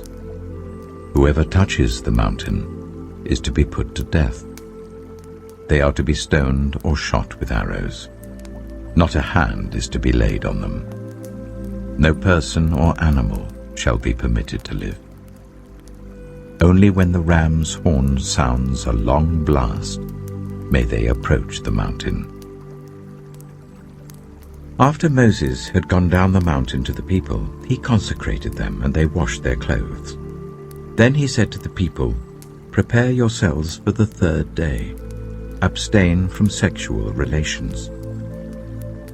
On the morning of the third day, there was thunder and lightning, with a thick cloud over the mountain, and a very loud trumpet blast. Everyone in the camp trembled. Then Moses led the people out of the camp to meet with God, and they stood at the foot of the mountain. Mount Sinai was covered with smoke, because the Lord descended on it in fire. The smoke billowed up from it like smoke from a furnace, and the whole mountain trembled violently. As the sound of the trumpet grew louder and louder, Moses spoke, and the voice of God answered him. The Lord descended to the top of Mount Sinai and called Moses to the top of the mountain. So Moses went up, and the Lord said to him, "Go down and warn the people, so they do not force their way through to see the Lord, and many of them perish. Even the priests who approach the Lord must consecrate themselves, or the Lord will break out against them." Moses said to the Lord, "The people cannot come up Mount Sinai because you yourself warned us. Put limits around the mountain and set it apart as holy." The Lord replied, "Go down and bring Aaron up with you. But the priests and the people must not force their way through to come up to the Lord, or he will break out against them." So Moses went down to the people and told them. Exodus chapter 20. And God spoke all these words, "I am the Lord your God, who brought you out of Egypt, out of the land of slavery. You shall have no other gods before me. You shall not make for yourself an image in the form of anything in heaven above, or on the earth beneath, or in the waters below. You shall not bow down to them or worship them. For I, the Lord your God, am a jealous God, punishing the children for the sin of the parents to the third and fourth generation of those who hate me, but showing love to 1,000 generations of those who love me and keep my commandments. You shall not misuse the name of the Lord your God, for the Lord will not hold anyone guiltless who misuses his name. Remember the Sabbath day by keeping it holy. 6 days you shall labor and do all your work, but the seventh day is a Sabbath to the Lord your God. On it you shall not do any work, neither you, nor your son or daughter, nor your male or female servant, nor your animals, nor any foreigner residing in your towns. For in 6 days the Lord made the heavens and the earth, the sea, and all that is in them, but he rested on the seventh day. Therefore the Lord blessed the Sabbath day and made it holy. Honor your father and your mother, so that you may live long in the land the Lord your God is giving you. You shall not murder. You shall not commit adultery. You shall not steal. You shall not give false testimony against your neighbor.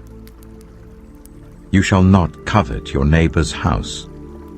You shall not covet your neighbor's wife, or his male or female servant, his ox or donkey, or anything that belongs to your neighbor. When the people saw the thunder and lightning and heard the trumpet and saw the mountain in smoke, they trembled with fear. They stayed at a distance and said to Moses, "Speak to us yourself and we will listen, but do not let God speak to us or we will die." Moses said to the people, "Do not be afraid. God has come to test you, so that the fear of God will be with you, to keep you from sinning." The people remained at a distance, while Moses approached the thick darkness where God was. Then the Lord said to Moses, "Tell the Israelites this. You have seen for yourselves that I have spoken to you from heaven. Do not make any gods to be alongside me. Do not make for yourselves gods of silver or gods of gold. Make an altar of earth for me, and sacrifice on it your burnt offerings and fellowship offerings, your sheep and goats and your cattle. Wherever I cause my name to be honored, I will come to you and bless you. If you make an altar of stones for me, do not build it with dressed stones, for you will defile it if you use a tool on it. And do not go up to my altar on steps, or your private parts may be exposed." Exodus chapter 21. These are the laws you are to set before them. If you buy a Hebrew servant, he is to serve you for 6 years, but in the 7th year he shall go free without paying anything. If he comes alone, he is to go free alone. But if he has a wife when he comes, she is to go with him. If his master gives him a wife and she bears him sons or daughters, the woman and her children shall belong to her master, and only the man shall go free. But if the servant declares, "I love my master and my wife and children, and do not want to go free," then his master must take him before the judges. He shall take him to the door or the doorpost, and pierce his ear with an awl. Then he will be his servant for life.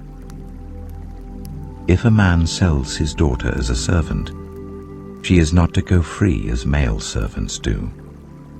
If she does not please the master who has selected her for himself, he must let her be redeemed. He has no right to sell her to foreigners, because he has broken faith with her. If he selects her for his son, he must grant her the rights of a daughter. If he marries another woman, he must not deprive the first one of her food, clothing, and marital rights. If he does not provide her with these 3 things, she is to go free without any payment of money. Anyone who strikes a person with a fatal blow is to be put to death, However, if it is not done intentionally, but God lets it happen, they are to flee to a place I will designate. But if anyone schemes and kills someone deliberately, that person is to be taken from my altar and put to death. Anyone who attacks their father or mother is to be put to death. Anyone who kidnaps someone is to be put to death, whether the victim has been sold or is still in the kidnapper's possession. Anyone who curses their father or mother is to be put to death. If people quarrel and one person hits another with a stone or with their fist, and the victim does not die but is confined to bed, the one who struck the blow will not be held liable if the other can get up and walk around outside with a staff. However, the guilty party must pay the injured person for any loss of time and see that the victim is completely healed. Anyone who beats their male or female slave with a rod must be punished if the slave dies as a direct result. But they are not to be punished if the slave recovers after a day or two, since the slave is their property. If people are fighting and hit a pregnant woman and she gives birth prematurely, but there is no serious injury, the offender must be fined whatever the woman's husband demands and the court allows. But if there is serious injury, you are to take life for life, eye for eye, tooth for tooth, hand for hand, foot for foot, burn for burn, wound for wound, bruise for bruise. An owner who hits a male or female slave in the eye and destroys it must let the slave go free to compensate for the eye. And an owner who knocks out the tooth of a male or female slave must let the slave go free to compensate for the tooth. If a bull gores a man or woman to death, the bull is to be stoned to death, and its meat must not be eaten. But the owner of the bull will not be held responsible. If, however, the bull has had the habit of goring, and the owner has been warned but has not kept it penned up, and it kills a man or woman, the bull is to be stoned, and its owner also is to be put to death. However, if payment is demanded, the owner may redeem his life by the payment of whatever is demanded. This law also applies if the bull gores a son or a daughter. If the bull gores a male or female slave, the owner must pay 30 shekels of silver to the master of the slave, and the bull is to be stoned to death.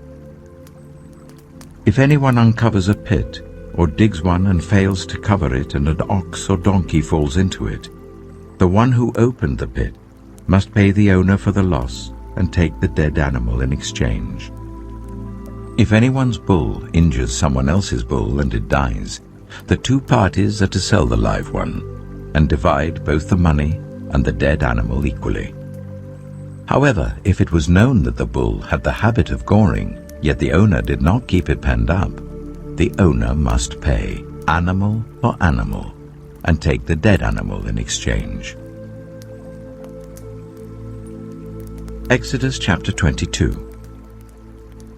Whoever steals an ox or a sheep and slaughters it, or sells it, must pay back 5 head of cattle for the ox and 4 sheep for the sheep.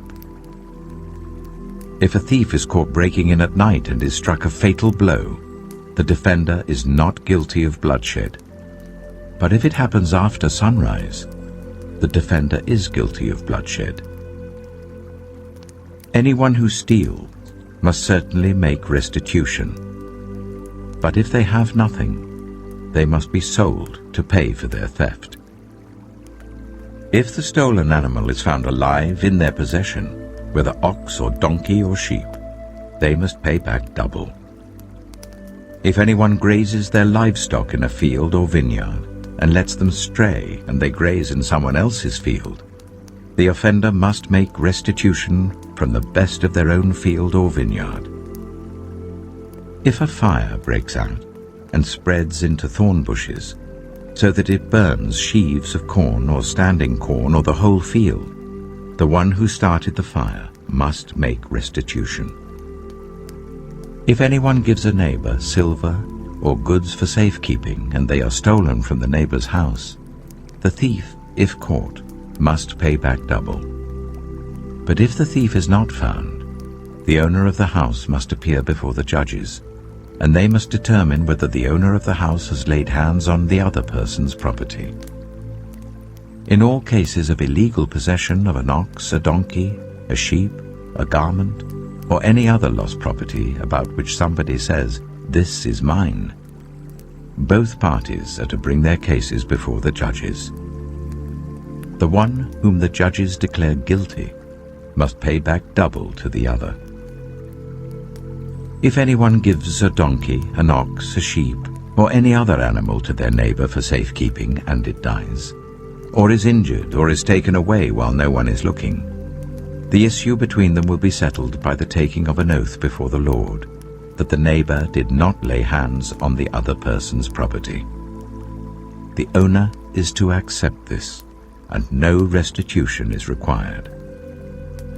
But if the animal was stolen from the neighbor, restitution must be made to the owner.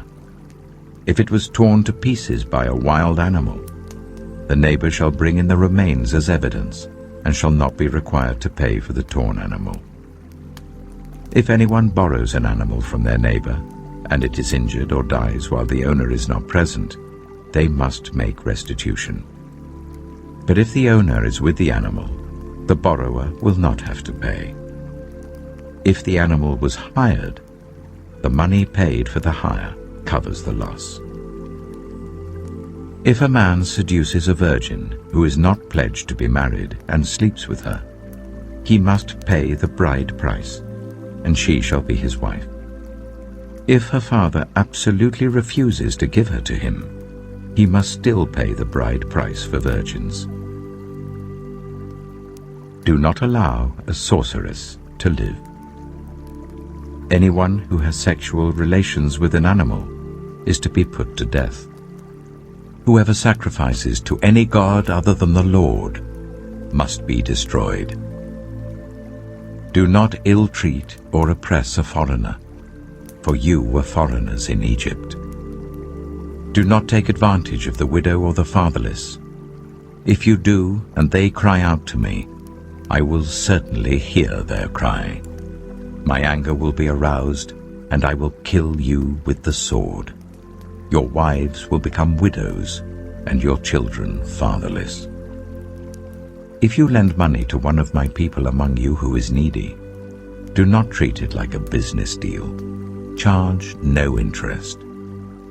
If you take your neighbor's cloak as a pledge, return it by sunset, because that cloak is the only covering your neighbor has. What else can they sleep in?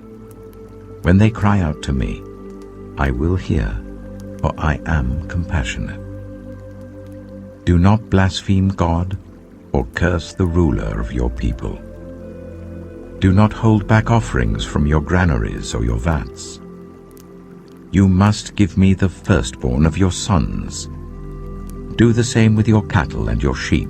Let them stay with their mothers for 7 days, but give them to me on the 8th day. You are to be my holy people. So do not eat the meat of an animal torn by wild beasts. Throw it to the dogs. Exodus chapter 23. Do not spread false reports. Do not help a guilty person by being a malicious witness.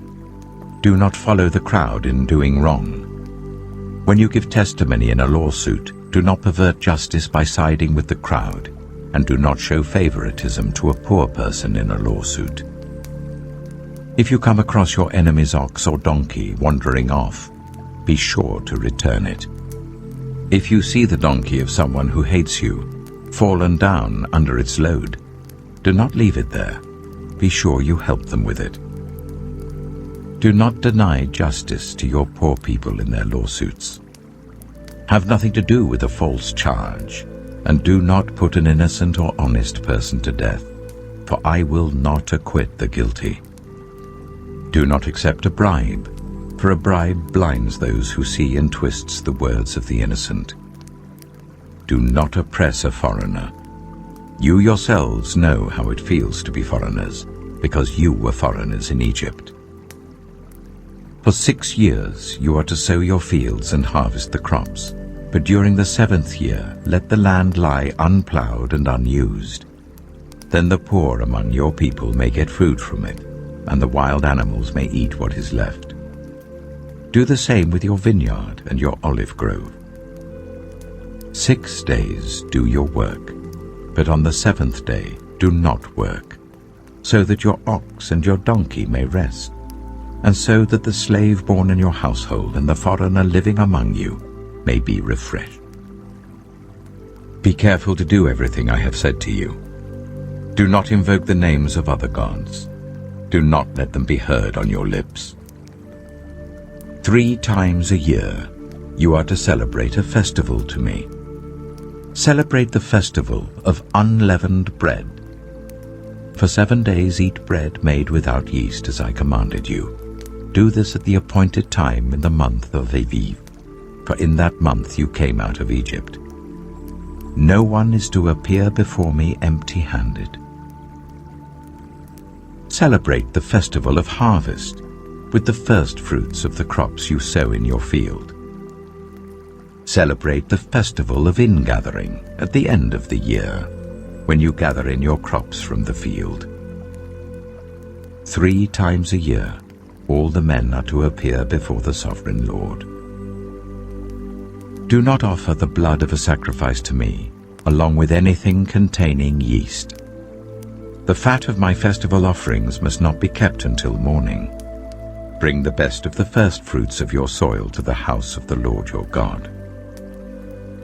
Do not cook a young goat in its mother's milk. See, I am sending an angel ahead of you to guard you along the way, and to bring you to the place I have prepared. Pay attention to him and listen to what he says. Do not rebel against him. He will not forgive your rebellion, since my name is in him. If you listen carefully to what he says and do all that I say, I will be an enemy to your enemies and will oppose those who oppose you. My angel will go ahead of you and bring you into the land of the Amorites, Hittites, Perizzites, Canaanites, Hivites, and Jebusites, and I will wipe them out. Do not bow down before their gods, or worship them, or follow their practices. You must demolish them and break their sacred stones to pieces. Worship the Lord your God, and his blessing will be on your food and water. I will take away disease from among you, and none will miscarry or be barren in your land. I will give you a full lifespan. I will send my terror ahead of you, and throw into confusion every nation you encounter. I will make all your enemies turn their backs and run. I will send the hornet ahead of you to drive the Hivites, Canaanites, and Hittites out of your way. But I will not drive them out in a single year, because the land would become desolate and the wild animals too numerous for you. Little by little I will drive them out before you, until you have increased enough to take possession of the land. I will establish your borders from the Red Sea to the Mediterranean Sea, and from the desert to the Euphrates River. I will give into your hands the people who live in the land, and you will drive them out before you. Do not make a covenant with them or with their gods. Do not let them live in your land, or they will cause you to sin against me, because the worship of their gods will certainly be a snare to you. Exodus chapter 24. Then the Lord said to Moses, "Come up to the Lord, you and Aaron, Nadab and Abihu, and 70 of the elders of Israel. You are to worship at a distance. But Moses alone is to approach the Lord. The others must not come near, and the people may not come up with him. When Moses went and told the people all the Lord's words and laws, they responded with one voice, "Everything the Lord has said we will do." Moses then wrote down everything the Lord had said. He got up early the next morning and built an altar at the foot of the mountain and set up 12 stone pillars representing the 12 tribes of Israel.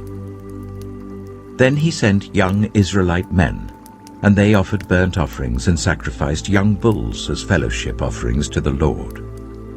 Moses took half of the blood and put it in bowls, and the other half he splashed against the altar. Then he took the book of the covenant and read it to the people. They responded, "We will do everything the Lord has said. We will obey." Moses then took the blood, sprinkled it on the people, and said, "This is the blood of the covenant that the Lord has made with you in accordance with all these words." Moses and Aaron, Nadab and Abihu, and the 70 elders of Israel went up and saw the God of Israel. Under his feet was something like a pavement made of lapis lazuli, as bright blue as the sky. But God did not raise his hand against these leaders of the Israelites. They saw God, and they ate and drank. The Lord said to Moses, "Come up to me on the mountain and stay here, and I will give you the tablets of stone with the law and commandments I have written for their instruction." Then Moses set out with Joshua his assistant, and Moses went up on the mountain of God. He said to the elders, "Wait here for us until we come back to you. Aaron and Hur are with you, and anyone involved in a dispute can go to them." When Moses went up on the mountain, the cloud covered it, and the glory of the Lord settled on Mount Sinai. For 6 days the cloud covered the mountain, and on the 7th day the Lord called to Moses from within the cloud. To the Israelites, the glory of the Lord looked like a consuming fire on top of the mountain. Then Moses entered the cloud as he went on up the mountain, and he stayed on the mountain 40 days and 40 nights. Exodus chapter 25. The Lord said to Moses, "Tell the Israelites to bring me an offering. You are to receive the offering for me from everyone whose heart prompts them to give. These are the offerings you are to receive from them: gold, silver and bronze, blue, purple and scarlet yarn, and fine linen, goat hair, ram skins dyed red, and another type of durable leather, acacia wood, olive oil for the light, spices for the anointing oil and for the fragrant incense, and onyx stones and other gems to be mounted on the ephod and breastpiece. Then let them make a sanctuary for me, and I will dwell among them. Make this tabernacle and all its furnishings exactly like the pattern I will show you. Let them make an ark of acacia wood, 2.5 cubits long, 1.5 cubits wide, and 1.5 cubits high. Overlay it with pure gold both inside and out, and make a gold molding around it. Cast 4 gold rings for it, and fasten them to its 4 feet, with 2 rings on one side and 2 rings on the other. Then make poles of acacia wood and overlay them with gold. Insert the poles into the rings on the sides of the ark to carry it. The poles are to remain in the rings of this ark. They are not to be removed. Then put in the ark the tablets of the covenant law which I will give you. Make an atonement cover of pure gold, 2.5 cubits long and 1.5 cubits wide, and make 2 cherubim out of hammered gold at the ends of the cover. Make 1 cherub on one end and the 2nd cherub on the other. Make the cherubim of one piece with the cover at the 2 ends. The cherubim are to have their wings spread upwards, overshadowing the cover with them. The cherubim are to face each other, looking towards the cover. Place the cover on top of the ark and put in the ark the tablets of the covenant law that I will give you. There, above the cover, between the two cherubim that are over the ark of the covenant law, I will meet with you and give you all my commands for the Israelites. Make a table of acacia wood, 2 cubits long, a cubit wide, and a cubit and a half high. Overlay it with pure gold and make a gold molding around it. Also make around it a rim, a handbreadth wide, and put a gold molding on the rim. Make 4 gold rings for the table and fasten them to the 4 corners where the 4 legs are. The rings are to be close to the rim to hold the poles used in carrying the table. Make the poles of acacia wood, overlay them with gold, and carry the table with them. And make its plates and dishes of pure gold, as well as its pitchers and bowls for the pouring out of offerings. Put the bread of the presence on this table, to be before me at all times. Make a lampstand of pure gold. Hammer out its base and shaft, and make its flower-like cups, buds, and blossoms of one piece with them. 6 branches are to extend from the sides of the lampstand, 3 on one side and 3 on the other.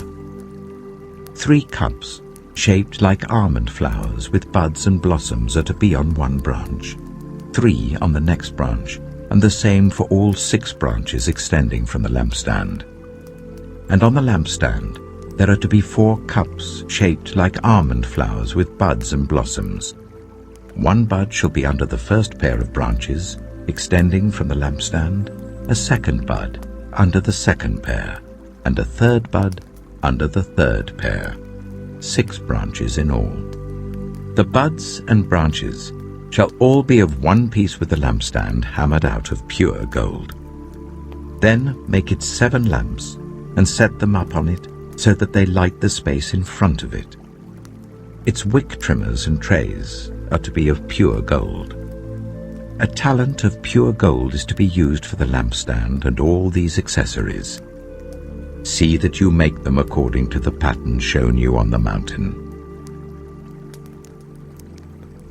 Exodus chapter 26.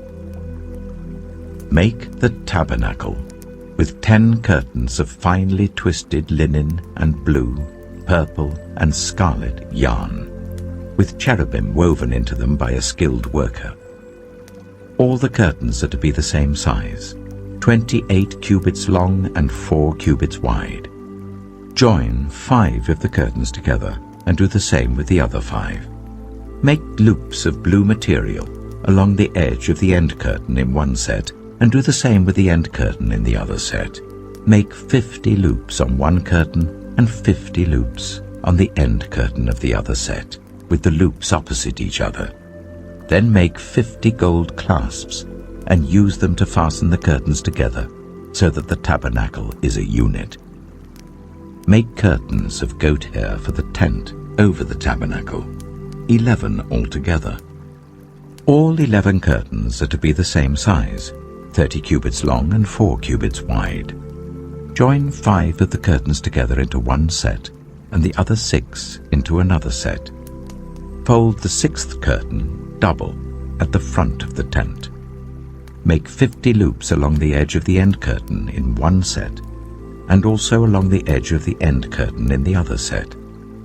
Then make 50 bronze clasps and put them in the loops to fasten the tent together as a unit.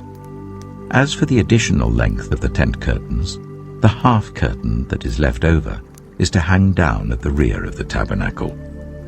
The tent curtains will be a cubit longer on both sides.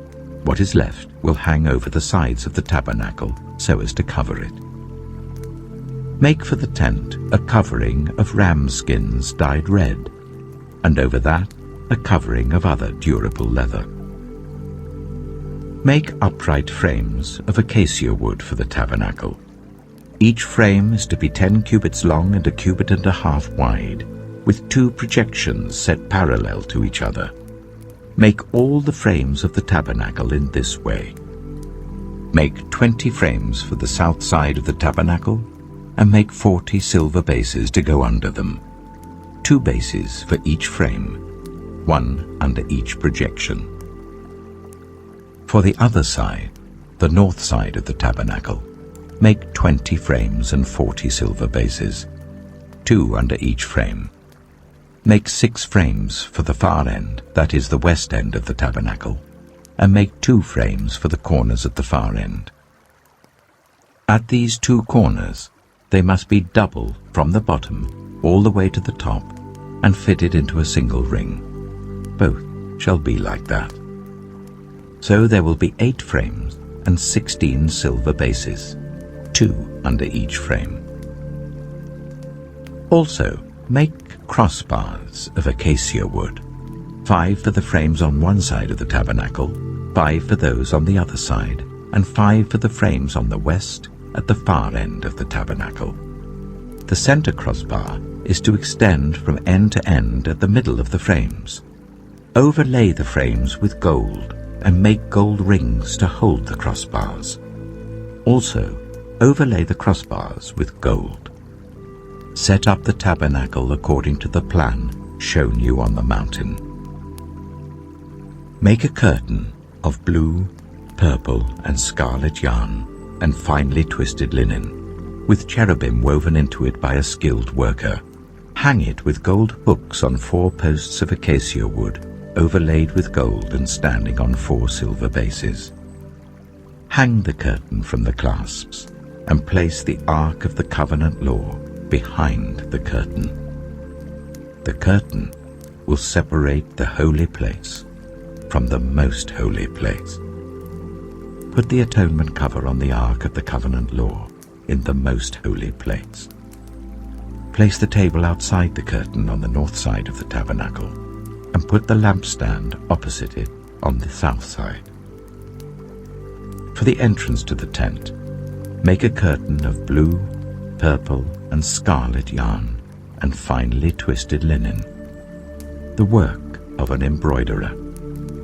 Make gold hooks for this curtain, and 5 posts of acacia wood overlaid with gold, and cast 5 bronze bases for them. Exodus chapter 27. Build an altar of acacia wood, 3 cubits high. It is to be square, 5 cubits long and 5 cubits wide.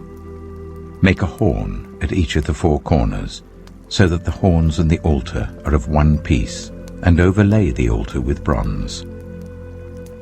Make all its utensils of bronze, its pots to remove the ashes, and its shovels, sprinkling bowls, meat forks, and fire pans. Make a grating for it, a bronze network, and make a bronze ring at each of the 4 corners of the network.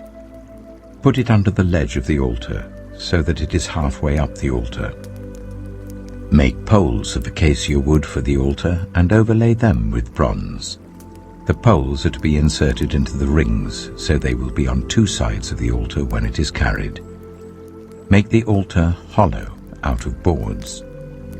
It is to be made just as you were shown on the mountain. Make a courtyard for the tabernacle. The south side shall be 100 cubits long, and is to have curtains of finely twisted linen, with 20 posts and 20 bronze bases, with silver hooks and bands on the posts. The north side shall also be 100 cubits long, and is to have curtains with 20 posts and 20 bronze bases, and with silver hooks and bands on the posts. The west end of the courtyard shall be 50 cubits wide, and have curtains with 10 posts and 10 bases. On the east end, towards the sunrise, the courtyard shall also be 50 cubits wide. Curtains 15 cubits long are to be on one side of the entrance with 3 posts and 3 bases, and curtains 15 cubits long are to be on the other side with 3 posts and 3 bases. For the entrance to the courtyard, provide a curtain 20 cubits long of blue, purple, and scarlet yarn, and finely twisted linen, the work of an embroiderer, with 4 posts and 4 bases.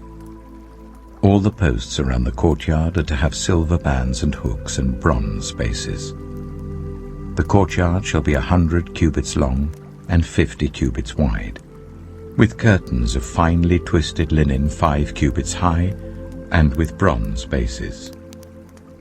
All the other articles used in the service of the tabernacle, whatever their function, including all the tent pegs for it and those for the courtyard, are to be of bronze. Command the Israelites to bring you clear oil of pressed olives for the light, so that the lamps may be kept burning. In the tent of meeting outside the curtain that shields the ark of the covenant law, Aaron and his sons are to keep the lamps burning before the Lord from evening till morning. This is to be a lasting ordinance among the Israelites for the generations to come. Exodus chapter 28. Let Aaron your brother be brought to you from among the Israelites, with his sons Nadab and Abihu, Eleazar and Ithamar, so that they may serve me as priests. Make sacred garments for your brother Aaron to give him dignity and honor. Tell all the skilled workers to whom I have given wisdom in such matters that they are to make garments for Aaron, for his consecration, so that he may serve me as priest. These are the garments they are to make: a breastpiece, an ephod, a robe, a woven tunic, a turban, and a sash. They are to make these sacred garments for your brother Aaron and his sons, so that they may serve me as priests. Make them use gold, and blue, purple, and scarlet yarn, and fine linen. Make the ephod of gold, and of blue, purple, and scarlet yarn, and of finely twisted linen, the work of skilled hands. It is to have 2 shoulder pieces attached to 2 of its corners, so that it can be fastened. Its skillfully woven waistband is to be like it, of 1 piece with the ephod, and made with gold, and with blue, purple, and scarlet yarn, and with finely twisted linen. Take 2 onyx stones, and engrave on them the names of the sons of Israel, in the order of their birth, 6 names on 1 stone, and the remaining 6 on the other. Engrave the names of the sons of Israel on the 2 stones, the way a gem cutter engraves a seal. Then mount the stones in gold filigree settings, and fasten them on the shoulder pieces of the ephod as memorial stones for the sons of Israel. Aaron is to bear the names on his shoulders as a memorial before the Lord. Make gold filigree settings, and 2 braided chains of pure gold like a rope, and attach the chains to the settings. Fashion a breastpiece for making decisions, the work of skilled hands. Make it like the ephod, of gold and of blue, purple, and scarlet yarn, and of finely twisted linen. It is to be square, a span long and a span wide, and folded double. Then mount 4 rows of precious stones on it. The first row shall be carnelian, chrysolite, and beryl. The second row shall be turquoise, lapis lazuli, and emerald. The third row shall be jacinth, agate, and amethyst. The fourth row shall be topaz, onyx, and jasper. Mount them in gold filigree settings. There are to be 12 stones, 1 for each of the names of the sons of Israel, each engraved like a seal with the name of 1 of the 12 tribes. For the breastpiece, make braided chains of pure gold like a rope. Make 2 gold rings for it and fasten them to 2 corners of the breastpiece. Fasten the 2 gold chains to the rings at the corners of the breastpiece, and the other ends of the chains to the 2 settings, attaching them to the shoulder pieces of the ephod at the front. Make 2 gold rings, and attach them to the other 2 corners of the breastpiece on the inside edge next to the ephod. Make 2 more gold rings, and attach them to the bottom of the shoulder pieces on the front of the ephod, close to the seam just above the waistband of the ephod. The rings of the breastpiece are to be tied to the rings of the ephod with blue cord, connecting it to the waistband, so that the breastpiece will not swing out from the ephod. Whenever Aaron enters the holy place, he will bear the names of the sons of Israel over his heart on the breastpiece of decision, as a continuing memorial before the Lord. Also put the Urim and the Thummim in the breastpiece, so they may be over Aaron's heart whenever he enters the presence of the Lord. Thus Aaron will always bear the means of making decisions for the Israelites over his heart before the Lord. Make the robe of the ephod entirely out of blue cloth, with an opening for the head in its center. There shall be a woven edge like a collar around this opening, so that it will not tear. Make pomegranates of blue, purple, and scarlet yarn around the hem of the robe, with gold bells between them. The gold bells and the pomegranates are to alternate round the hem of the robe. Aaron must wear it when he ministers. The sound of the bells will be heard when he enters the holy place before the Lord and when he comes out, so that he will not die. Make a plate of pure gold, and engrave on it as on a seal, holy to the Lord. Fasten a blue cord to it, to attach it to the turban. It is to be on the front of the turban. It will be on Aaron's forehead, and he will bear the guilt involved in the sacred gifts the Israelites consecrate, whatever their gifts may be. It will be on Aaron's forehead continually, so that they will be acceptable to the Lord. Weave the tunic of fine linen, and make the turban of fine linen. The sash is to be the work of an embroiderer. Make tunics, sashes, and caps for Aaron's sons, to give them dignity and honor. After you put these clothes on your brother Aaron and his sons, anoint and ordain them. Consecrate them, so they may serve me as priests. Make linen undergarments as a covering for the body, reaching from the waist to the thigh. Aaron and his sons must wear them whenever they enter the tent of meeting or approach the altar to minister in the holy place, so that they will not incur guilt and die. This is to be a lasting ordinance for Aaron and his descendants. Exodus chapter 29. This is what you are to do to consecrate them, so that they may serve me as priests. Take a young bull and 2 rams without defect, and from the finest wheat flour make round loaves without yeast, thick loaves without yeast, and with olive oil mixed in, and thin loaves without yeast, and brushed with olive oil. Put them in a basket, and present them in it, along with the bull and the 2 rams. Then bring Aaron and his sons to the entrance to the tent of meeting, and wash them with water. Take the garments and dress Aaron with the tunic, the robe of the ephod itself, and the breastpiece. Fasten the ephod on him by its skillfully woven waistband. Put the turban on his head and attach the sacred emblem to the turban. Take the anointing oil and anoint him by pouring it on his head. Bring his sons and dress them in tunics and fasten caps on them. Then tie sashes on Aaron and his sons. The priesthood is theirs by a lasting ordinance.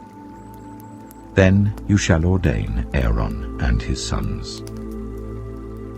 Bring the bull to the front of the tent of meeting, and Aaron and his sons shall lay their hands on its head.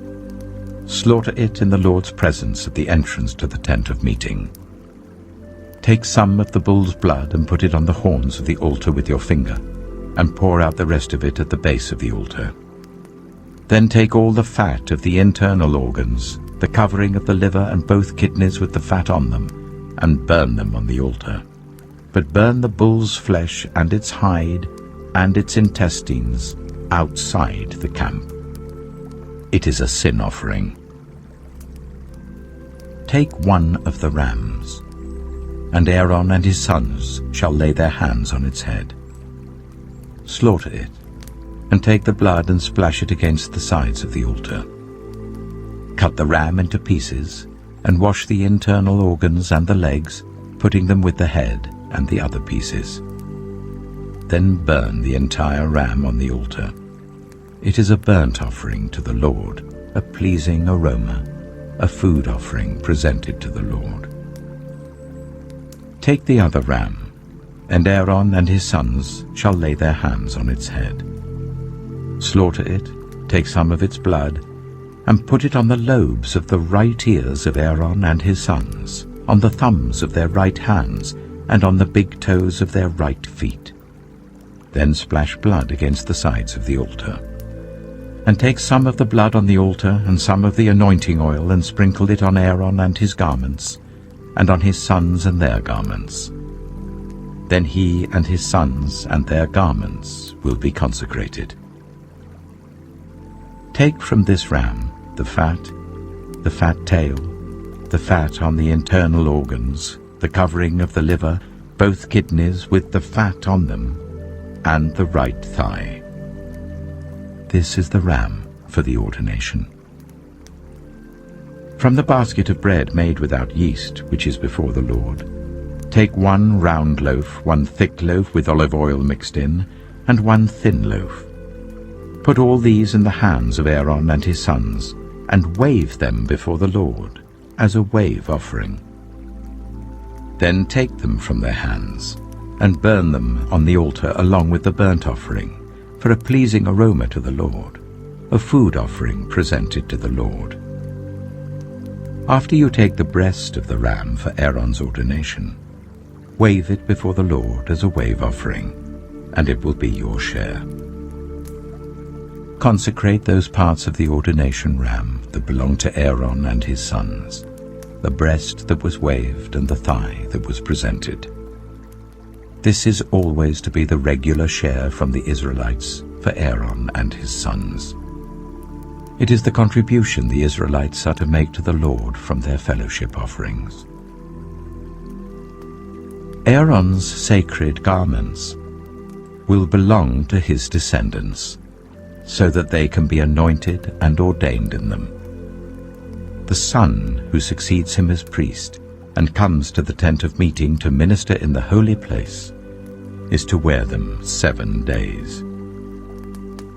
Take the ram for the ordination and cook the meat in a sacred place. At the entrance to the tent of meeting, Aaron and his sons are to eat the meat of the ram and the bread that is in the basket. They are to eat these offerings by which atonement was made for their ordination and consecration. But no one else may eat them, because they are sacred. And if any of the meat of the ordination ram or any bread is left over till morning, burn it up. It must not be eaten, because it is sacred. Do for Aaron and his sons everything I have commanded you, taking 7 days to ordain them. Sacrifice a bull each day as a sin offering to make atonement. Purify the altar by making atonement for it and anoint it to consecrate it. For 7 days make atonement for the altar and consecrate it. Then the altar will be most holy, and whatever touches it will be holy. This is what you are to offer on the altar regularly each day: 2 lambs a year old. Offer one in the morning and the other at twilight. With the first lamb, offer 1/10 of an ephah of the finest flour, mixed with 1/4 of a hin of oil from pressed olives, and 1/4 of a hin of wine as a drink offering. Sacrifice the other lamb at twilight with the same grain offering and its drink offering as in the morning, a pleasing aroma, a food offering presented to the Lord. For the generations to come, this burnt offering is to be made regularly at the entrance to the tent of meeting before the Lord. There I will meet you and speak to you. There also I will meet with the Israelites, and the place will be consecrated by my glory. So I will consecrate the tent of meeting and the altar, and will consecrate Aaron and his sons to serve me as priests. Then I will dwell among the Israelites and be their God. They will know that I am the Lord their God, who brought them out of Egypt, so that I might dwell among them. I am the Lord their God. Exodus chapter 30. Make an altar of acacia wood for burning incense. It is to be square, a cubit long and a cubit wide and 2 cubits high, its horns of one piece with it. Overlay the top and all the sides and the horns with pure gold, and make a gold molding around it. Make 2 gold rings for the altar below the molding, 2 on each of the opposite sides to hold the poles used to carry it. Make the poles of acacia wood and overlay them with gold. Put the altar in front of the curtain that shields the ark of the covenant law, before the atonement cover that is over the tablets of the covenant law, where I will meet with you. Aaron must burn fragrant incense on the altar every morning when he tends the lamps. He must burn incense again when he lights the lamps at twilight, so that incense will burn regularly before the Lord for the generations to come. Do not offer on this altar any other incense or any burnt offering or grain offering, and do not pour a drink offering on it. Once a year Aaron shall make atonement on its horns. This annual atonement must be made with the blood of the atoning sin offering for the generations to come. It is most holy to the Lord. Then the Lord said to Moses, when you take a census of the Israelites to count them, each one must pay the Lord a ransom for his life at the time he is counted. Then no plague will come on them when you number them. Each one who crosses over to those already counted is to give a half shekel according to the sanctuary shekel, which weighs 20 gerams. This half shekel is an offering to the Lord. All who cross over, those 20 years old or more, are to give an offering to the Lord. The rich are not to give more than a half shekel, and the poor are not to give less when you make the offering to the Lord to atone for your lives. Receive the atonement money from the Israelites and use it for the service of the tent of meeting. It will be a memorial for the Israelites before the Lord, making atonement for your lives. Then the Lord said to Moses, make a bronze basin with its bronze stand for washing. Place it between the tent of meeting and the altar, and put water in it. Aaron and his sons are to wash their hands and feet with water from it. Whenever they enter the tent of meeting, they shall wash with water, so that they will not die. Also, when they approach the altar to minister by presenting a food offering to the Lord, they shall wash their hands and feet, so that they will not die. This is to be a lasting ordinance for Aaron and his descendants for the generations to come. Then the Lord said to Moses, take the following fine spices: 500 shekels of liquid myrrh, half as much, that is 250 shekels, of fragrant cinnamon, 250 shekels of fragrant calamus, 500 shekels of cassia, all according to the sanctuary shekel, and a hin of olive oil. Make these into a sacred anointing oil, a fragrant blend, the work of a perfumer. It will be the sacred anointing oil. Then use it to anoint the tent of meeting, the ark of the covenant law, the table and all its articles, the lampstand and its accessories, the altar of incense, the altar of burnt offering and all its utensils, and the basin with its stand. You shall consecrate them, so they will be most holy, and whatever touches them will be holy. Anoint Aaron and his sons and consecrate them, so they may serve me as priests. Say to the Israelites, this is to be my sacred anointing oil for the generations to come. Do not pour it on anyone else's body, and do not make any other oil using the same formula. It is sacred, and you are to consider it sacred. Whoever makes perfume like it and puts it on anyone other than a priest must be cut off from their people. Then the Lord said to Moses, take fragrant spices, gum resin, onycha, and galbanum, and pure frankincense, all in equal amounts, and make a fragrant blend of incense, the work of a perfumer. It is to be salted and pure and sacred. Grind some of it to powder and place it in front of the ark of the covenant law in the tent of meeting, where I will meet with you. It shall be most holy to you. Do not make any incense with this formula for yourselves. Consider it holy to the Lord. Whoever makes incense like it, to enjoy its fragrance, must be cut off from their people. Exodus chapter 31. Then the Lord said to Moses, see, I have chosen Bezalel, son of Uri, the son of Hur of the tribe of Judah, and I have filled him with the Spirit of God, with wisdom, with understanding, with knowledge, and with all kinds of skills, to make artistic designs for work in gold, silver, and bronze, to cut and set stones, to work in wood, and to engage in all kinds of crafts. Moreover, I have appointed Aholiab, son of Ahisamach, of the tribe of Dan, to help him.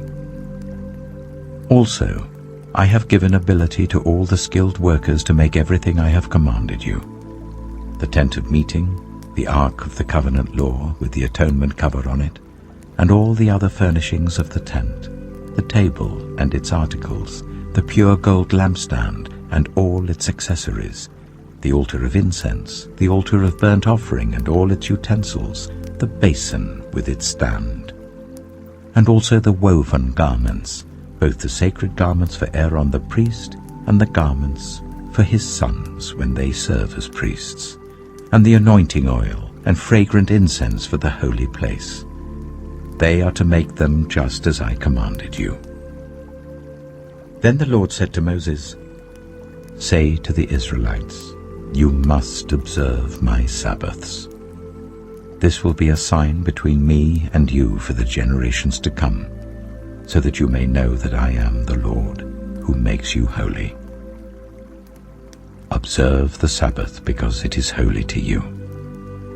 Anyone who desecrates it is to be put to death. Those who do any work on that day must be cut off from their people. For 6 days work is to be done, but the seventh day is a day of Sabbath rest, holy to the Lord. Whoever does any work on the Sabbath day is to be put to death. The Israelites are to observe the Sabbath, celebrating it for the generations to come as a lasting covenant. It will be a sign between me and the Israelites forever. For in 6 days the Lord made the heavens and the earth, and on the seventh day he rested and was refreshed. When the Lord finished speaking to Moses on Mount Sinai, he gave him the 2 tablets of the covenant law, the tablets of stone inscribed by the finger of God. Exodus chapter 32. When the people saw that Moses was so long in coming down from the mountain, they gathered round Aaron and said, come, make us gods who will go before us. As for this fellow Moses who brought us up out of Egypt, we don't know what has happened to him. Aaron answered them, take off the gold earrings that your wives, your sons, and your daughters are wearing, and bring them to me. So all the people took off their earrings and brought them to Aaron. He took what they handed him and made it into an idol cast in the shape of a calf, fashioning it with a tool. Then they said, "These are your gods, Israel, who brought you up out of Egypt." When Aaron saw this, he built an altar in front of the calf and announced, "Tomorrow there will be a festival to the Lord." So the next day the people rose early and sacrificed burnt offerings and presented fellowship offerings. Afterwards they sat down to eat and drink and got up to indulge in revelry. Then the Lord said to Moses, "Go down, because your people, whom you brought up out of Egypt, have become corrupt. They have been quick to turn away from what I commanded them and have made themselves an idol cast in the shape of a calf. They have bowed down to it and sacrificed to it and have said, 'These are your gods, Israel, who brought you up out of Egypt.' I have seen these people," the Lord said to Moses, "and they are a stiff-necked people. Now leave me alone so that my anger may burn against them and that I may destroy them. Then I will make you into a great nation." But Moses sought the favor of the Lord his God. "Lord," he said, "why should your anger burn against your people, whom you brought out of Egypt with great power and a mighty hand? Why should the Egyptians say, 'It was with evil intent that he brought them out, to kill them in the mountains and to wipe them off the face of the earth?' Turn from your fierce anger. Relent and do not bring disaster on your people. Remember your servants, Abraham, Isaac, and Israel, to whom you swore by your own self. I will make your descendants as numerous as the stars in the sky, and I will give your descendants all this land I promised them, and it will be their inheritance forever." Then the Lord relented, and did not bring on his people the disaster he had threatened. Moses turned and went down the mountain with the 2 tablets of the covenant law in his hands. They were inscribed on both sides, front and back. The tablets were the work of God. The writing was the writing of God, engraved on the tablets. When Joshua heard the noise of the people shouting, he said to Moses, "There is the sound of war in the camp." Moses replied, "It is not the sound of victory. It is not the sound of defeat. It is the sound of singing that I hear." When Moses approached the camp and saw the calf and the dancing, his anger burned, and he threw the tablets out of his hands, breaking them to pieces at the foot of the mountain. And he took the calf the people had made and burned it in the fire. Then he ground it to powder, scattered it on the water, and made the Israelites drink it. He said to Aaron, "What did these people do to you, that you led them into such great sin?" "Do not be angry, my lord," Aaron answered. "You know how prone these people are to evil. They said to me, 'Make us gods who will go before us.' As for this fellow Moses who brought us up out of Egypt, we don't know what's happened to him." So I told them, 'Whoever has any gold jewelry, take it off.' Then they gave me the gold, and I threw it into the fire, and out came this calf." Moses saw that the people were running wild, and that Aaron had let them get out of control and so become a laughingstock to their enemies. So he stood at the entrance to the camp and said, "Whoever is for the Lord, come to me." And all the Levites rallied to him. Then he said to them, "This is what the Lord, the God of Israel, says. Each man strap a sword to his side. Go back and forth through the camp from one end to the other, each killing his brother and friend and neighbor." The Levites did as Moses commanded, and that day about 3,000 of the people died. Then Moses said, "You have been set apart to the Lord today, for you are against your own sons and brothers, and he has blessed you this day." The next day Moses said to the people, "You have committed a great sin, but now I will go up to the Lord. Perhaps I can make atonement for your sin." So Moses went back to the Lord and said, "Oh, what a great sin these people have committed. They have made themselves gods of gold, But now, please, forgive their sin. But if not, then blot me out of the book you have written." The Lord replied to Moses, "Whoever has sinned against me, I will blot out of my book. Now go, lead the people to the place I spoke of, and my angel will go before you. However, when the time comes for me to punish, I will punish them for their sin." And the Lord struck the people with a plague because of what they did with the calf Aaron had made. Exodus chapter 33. Then the Lord said to Moses, "Leave this place, you and the people you brought up out of Egypt, and go up to the land I promised on oath to Abraham, Isaac, and Jacob, saying, 'I will give it to your descendants. I will send an angel before you and drive out the Canaanites, Amorites, Hittites, Perizzites, Hivites, and Jebusites. Go up to the land flowing with milk and honey. But I will not go with you, because you are a stiff-necked people, and I might destroy you on the way.'" When the people heard these distressing words, they began to mourn, and no one put on any ornaments. For the Lord had said to Moses, "Tell the Israelites, you are a stiff-necked people. If I were to go with you even for a moment, I might destroy you. Now take off your ornaments, and I will decide what to do with you." So the Israelites stripped off their ornaments at Mount Horeb. Now Moses used to take a tent and pitch it outside the camp some distance away, calling it the tent of meeting. Anyone inquiring of the Lord would go to the tent of meeting outside the camp. And whenever Moses went out to the tent, all the people rose and stood at the entrances to their tents, watching Moses until he entered the tent. As Moses went into the tent, the pillar of cloud would come down and stay at the entrance while the Lord spoke with Moses. Whenever the people saw the pillar of cloud standing at the entrance to the tent, they all stood and worshipped, each at the entrance to their tent. The Lord would speak to Moses face to face, as one speaks to a friend. Then Moses would return to the camp, but his young assistant Joshua, son of Nun, did not leave the tent. Moses said to the Lord, "You have been telling me, 'Lead these people.'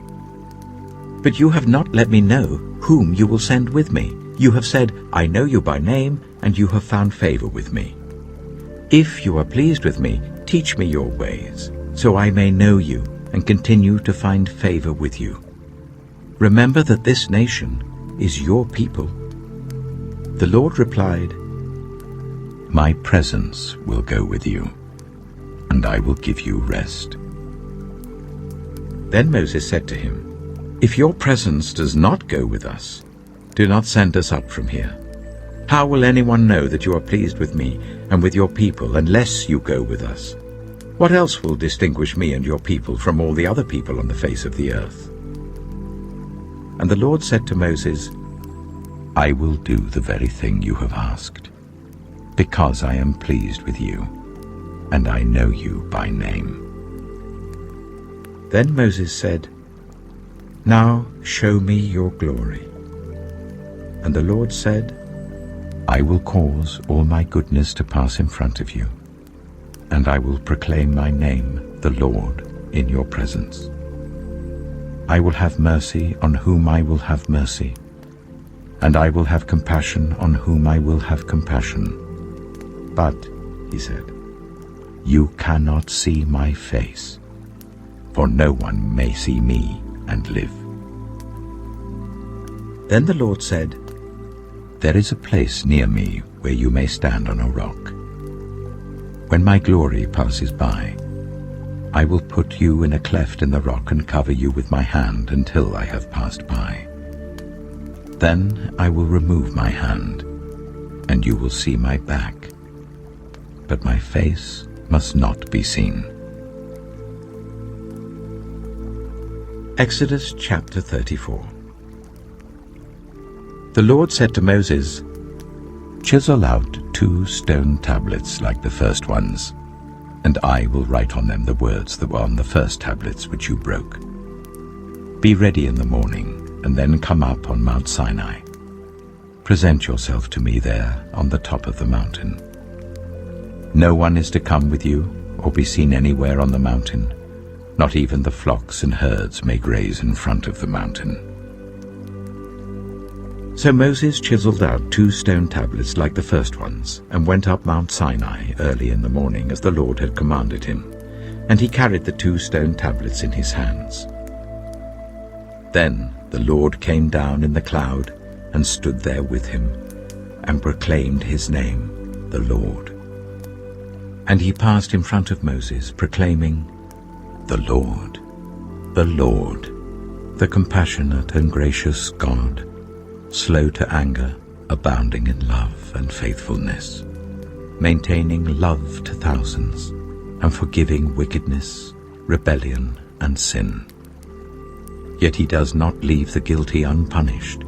He punishes the children and their children for the sin of the parents to the 3rd and 4th generation. Moses bowed to the ground at once and worshipped. Lord, he said, if I have found favor in your eyes, then let the Lord go with us. Although this is a stiff-necked people, forgive our wickedness and our sin, and take us as your inheritance. Then the Lord said, I am making a covenant with you. Before all your people, I will do wonders never before done in any nation in all the world. The people you live among will see how awesome is the work that I, the Lord, will do for you. Obey what I command you today. I will drive out before you the Amorites, Canaanites, Hittites, Perizzites, Hivites, and Jebusites. Be careful not to make a treaty with those who live in the land where you are going, or they will be a snare among you. Break down their altars, smash their sacred stones, and cut down their Asherah poles. Do not worship any other god, for the Lord, whose name is jealous, is a jealous God. Be careful not to make a treaty with those who live in the land, for when they prostitute themselves to their gods and sacrifice to them, they will invite you, and you will eat their sacrifices. And when you choose some of their daughters as wives for your sons, and those daughters prostitute themselves to their gods, they will lead your sons to do the same. Do not make any idols. Celebrate the festival of unleavened bread. For 7 days eat bread made without yeast as I commanded you. Do this at the appointed time in the month of Aviv, for in that month you came out of Egypt. The first offspring of every womb belongs to me, including all the firstborn males of your livestock, whether from herd or flock. Redeem the firstborn donkey with a lamb, but if you do not redeem it, break its neck. Redeem all your firstborn sons.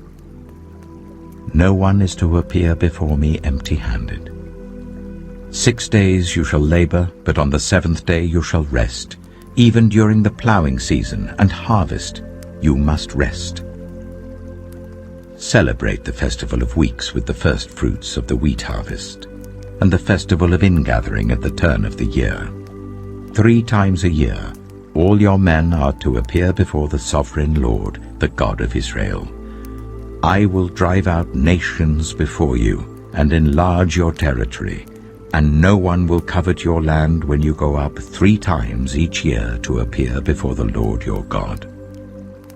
Do not offer the blood of a sacrifice to me along with anything containing yeast, and do not let any of the sacrifice from the Passover festival remain until morning. Bring the best of the first fruits of your soil to the house of the Lord your God. Do not cook a young goat in its mother's milk.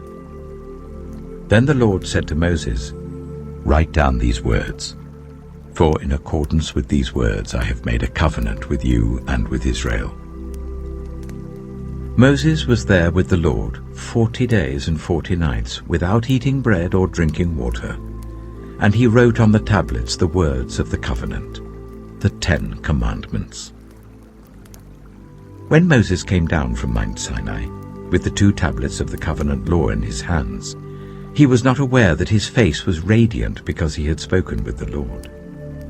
When Aaron and all the Israelites saw Moses, his face was radiant, and they were afraid to come near him.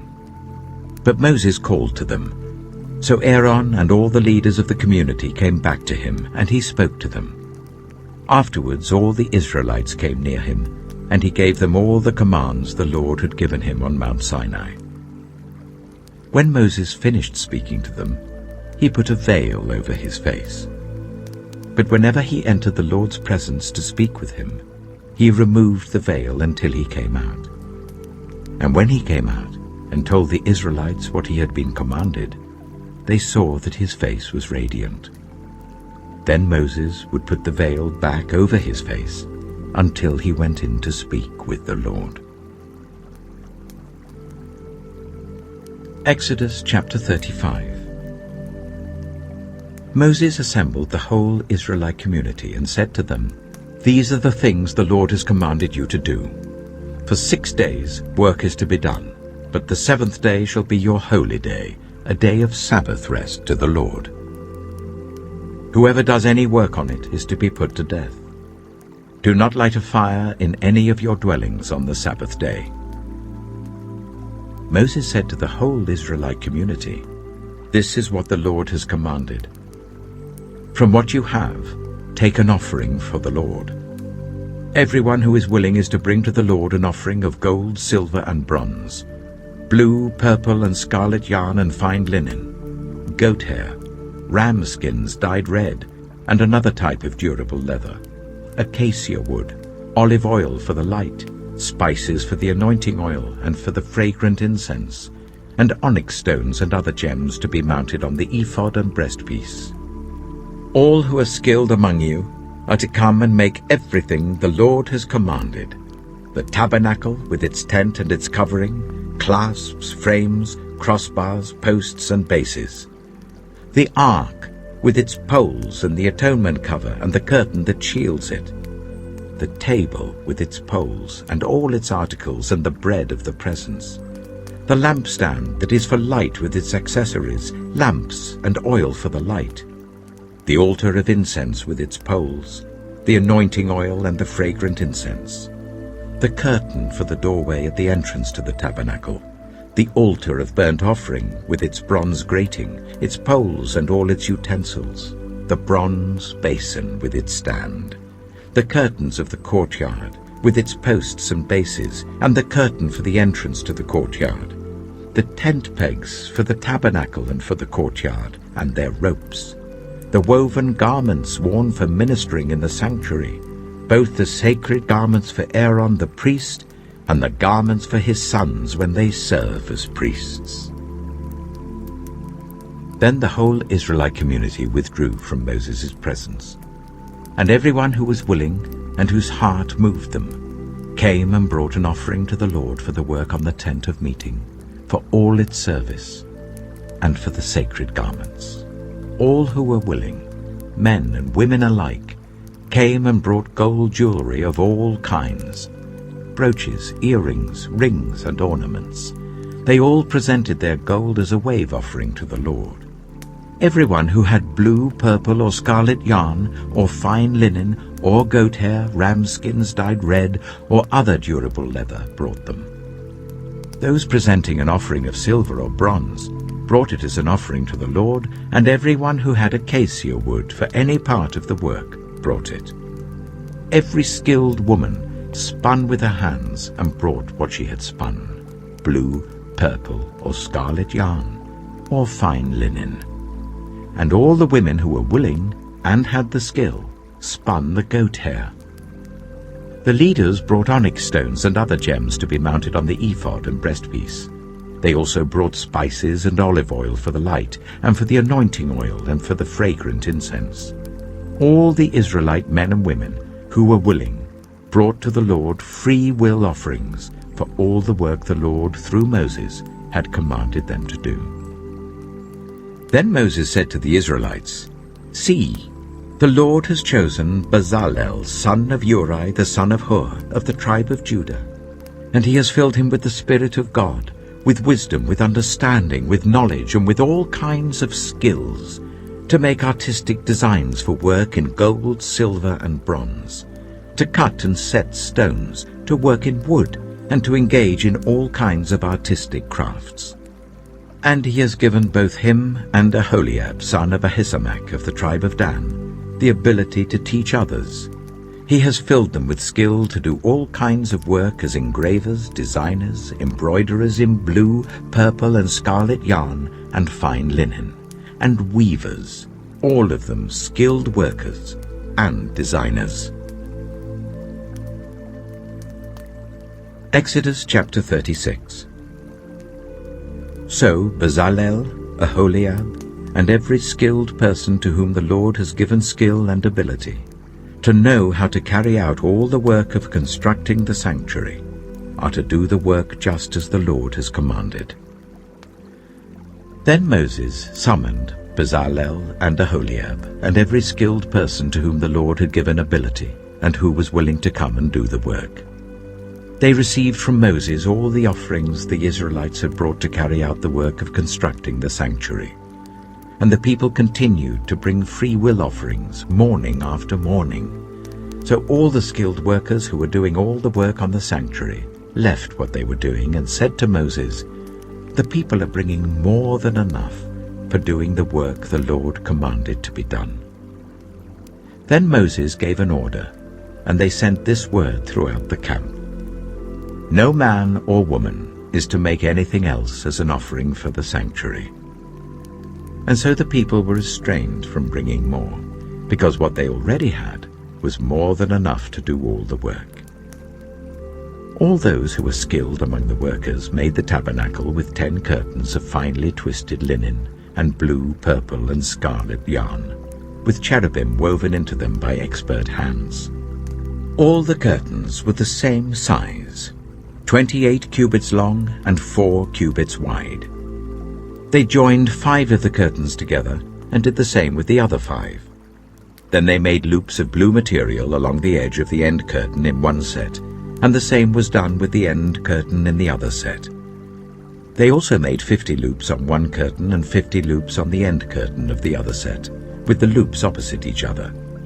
Then they made 50 gold clasps, and used them to fasten the 2 sets of curtains together, so that the tabernacle was a unit. They made curtains of goat hair for the tent over the tabernacle, 11 altogether. All 11 curtains were the same size, 30 cubits long and 4 cubits wide. They joined 5 of the curtains into one set, and the other 6 into another set. Then they made 50 loops along the edge of the end curtain in one set, and also along the edge of the end curtain in the other set. They made 50 bronze clasps to fasten the tent together as a unit. Then they made for the tent a covering of ram skins dyed red, and over that a covering of other durable leather. They made upright frames of acacia wood for the tabernacle. Each frame was 10 cubits long and 1.5 cubits wide, with 2 projections set parallel to each other. They made all the frames of the tabernacle in this way. They made 20 frames for the south side of the tabernacle, and made 40 silver bases to go under them, 2 bases for each frame, 1 under each projection. For the other side, the north side of the tabernacle, they made 20 frames and 40 silver bases, 2 under each frame. They made 6 frames for the far end, that is, the west end of the tabernacle, and 2 frames were made for the corners of the tabernacle at the far end.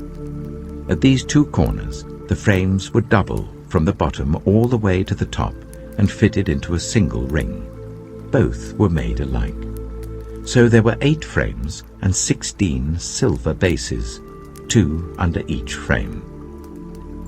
They also made crossbars of acacia wood, 5 for the frames on one side of the tabernacle, 5 for those on the other side, and 5 for the frames on the west, at the far end of the tabernacle.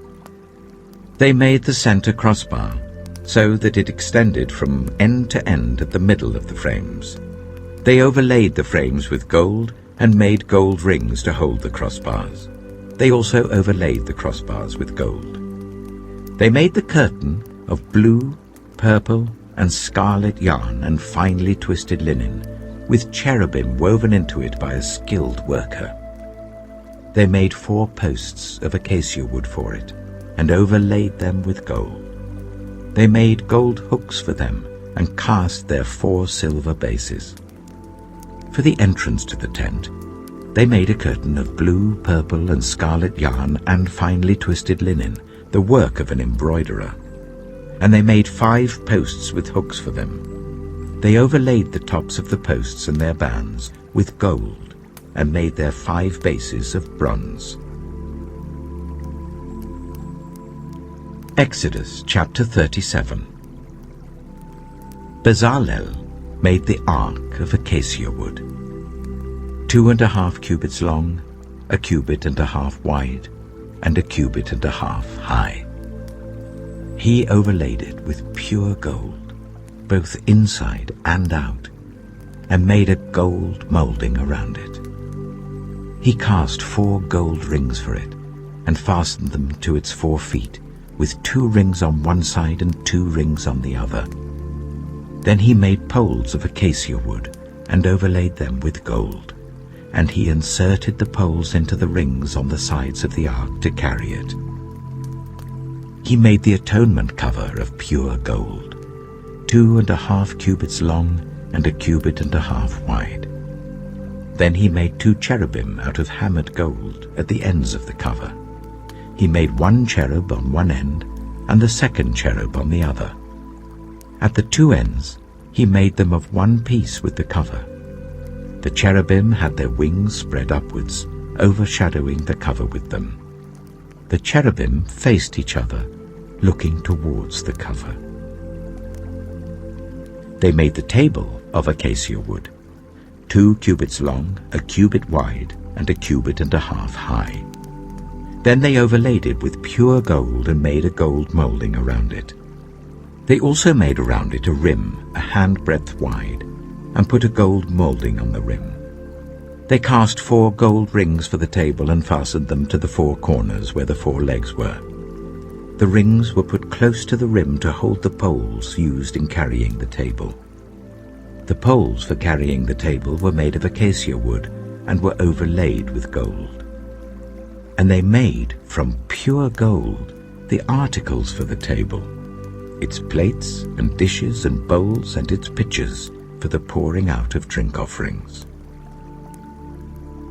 They made the lampstand of pure gold. They hammered out its base and shaft, and made its flower-like cups, buds and blossoms of one piece with them. 6 branches extended from the sides of the lampstand, 3 on one side and 3 on the other. 3 cups shaped like almond flowers with buds and blossoms were on one branch, 3 on the next branch, and the same for all 6 branches extending from the lampstand. And on the lampstand were 4 cups shaped like almond flowers with buds and blossoms. 1 bud was under the first pair of branches extending from the lampstand, a 2nd bud under the 2nd pair, and a 3rd bud under the 3rd pair, 6 branches in all. The buds and the branches were all of one piece with the lampstand, hammered out of pure gold. They made its 7 lamps, as well as its wick trimmers and trays, of pure gold. They made the lampstand and all its accessories from 1 talent of pure gold. They made the altar of incense out of acacia wood. It was square, 1 cubit long and 1 cubit wide and 2 cubits high, its horns of one piece with it. They overlaid the top and all the sides and the horns with pure gold and made a gold molding around it. They made 2 gold rings below the molding, 2 on each of the opposite sides to hold the poles used to carry it. They made the poles of acacia wood and overlaid them with gold. They also made the sacred anointing oil and the pure fragrant incense, the work of a perfumer. Exodus chapter 38. They built the altar of burnt offering of acacia wood, 3 cubits high. It was square, 5 cubits long and 5 cubits wide. They made a horn at each of the 4 corners, so that the horns and the altar were of one piece, and they overlaid the altar with bronze. They made all its utensils of bronze, its pots, shovels, sprinkling bowls, meat forks and fire pans. They made a grating for the altar, a bronze network to be under its ledge halfway up the altar. They cast bronze rings to hold the poles for the 4 corners of the bronze grating. They made the poles of acacia wood and overlaid them with bronze. They inserted the poles into the rings so they would be on the sides of the altar for carrying it. They made it hollow out of boards.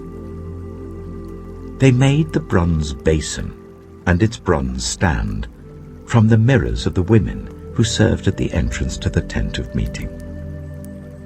Next, they made the courtyard.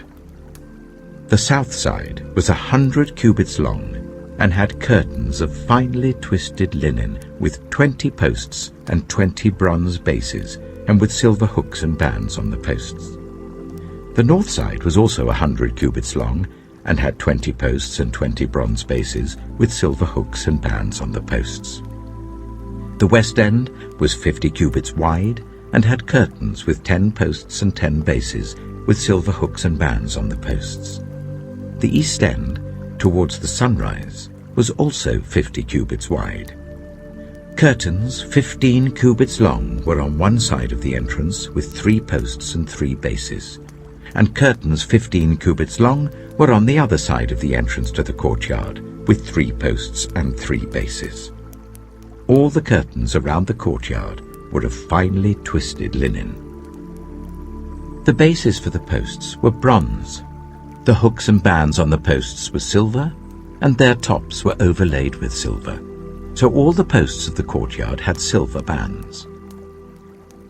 The curtain for the entrance to the courtyard was made of blue, purple, and scarlet yarn, and finely twisted linen, the work of an embroiderer. It was 20 cubits long, and like the curtains of the courtyard, 5 cubits high, with 4 posts and 4 bronze bases. Their hooks and bands were silver, and their tops were overlaid with silver. All the tent pegs of the tabernacle and of the surrounding courtyard were bronze. These are the amounts of the material used for the tabernacle of the covenant law, which were recorded at Moses' command by the Levites under the direction of Itamar, son of Aaron the priest. Bezalel, son of Uri, the son of Hur of the tribe of Judah, made everything the Lord commanded Moses. With him was Aholiab, son of Ahisamach, of the tribe of Dan, an engraver and designer and an embroiderer, in blue, purple, and scarlet yarn and fine linen. The total amount of the gold from the wave offering used for all the work on the sanctuary was 29 talents and 730 shekels, according to the sanctuary shekel. The silver obtained from those of the community who were counted in the census was 100 talents and 1,775 shekels, according to the sanctuary shekel. 1 beaker per person, that is half a shekel, according to the sanctuary shekel, from everyone who had crossed over to those counted 20 years old or more, a total of 603,550 men. The 100 talents of silver were used to cast the bases for the sanctuary and for the curtain. 100 bases from the 100 talents, 1 talent for each base. They used the 1,775 shekels to make the hooks for the posts, to overlay the tops of the posts, and to make their bands. The bronze from the wave offering was 70 talents and 2,400 shekels. They used it to make the bases for the entrance to the tent of meeting, the bronze altar with its bronze grating and all its utensils, the bases for the surrounding courtyard and those for its entrance, and all the tent pegs for the tabernacle and those for the surrounding courtyard. Exodus chapter 39. From the blue, purple, and scarlet yarn, they made woven garments for ministering in the sanctuary. They also made sacred garments for Aaron, as the Lord commanded Moses. They made the ephod of gold and of blue, purple, and scarlet yarn, and of finely twisted linen. They hammered out thin sheets of gold, and cut strands to be worked into the blue, purple, and scarlet yarn and fine linen, the work of skilled hands. They made shoulder pieces for the ephod, which were attached to 2 of its corners, so that it could be fastened.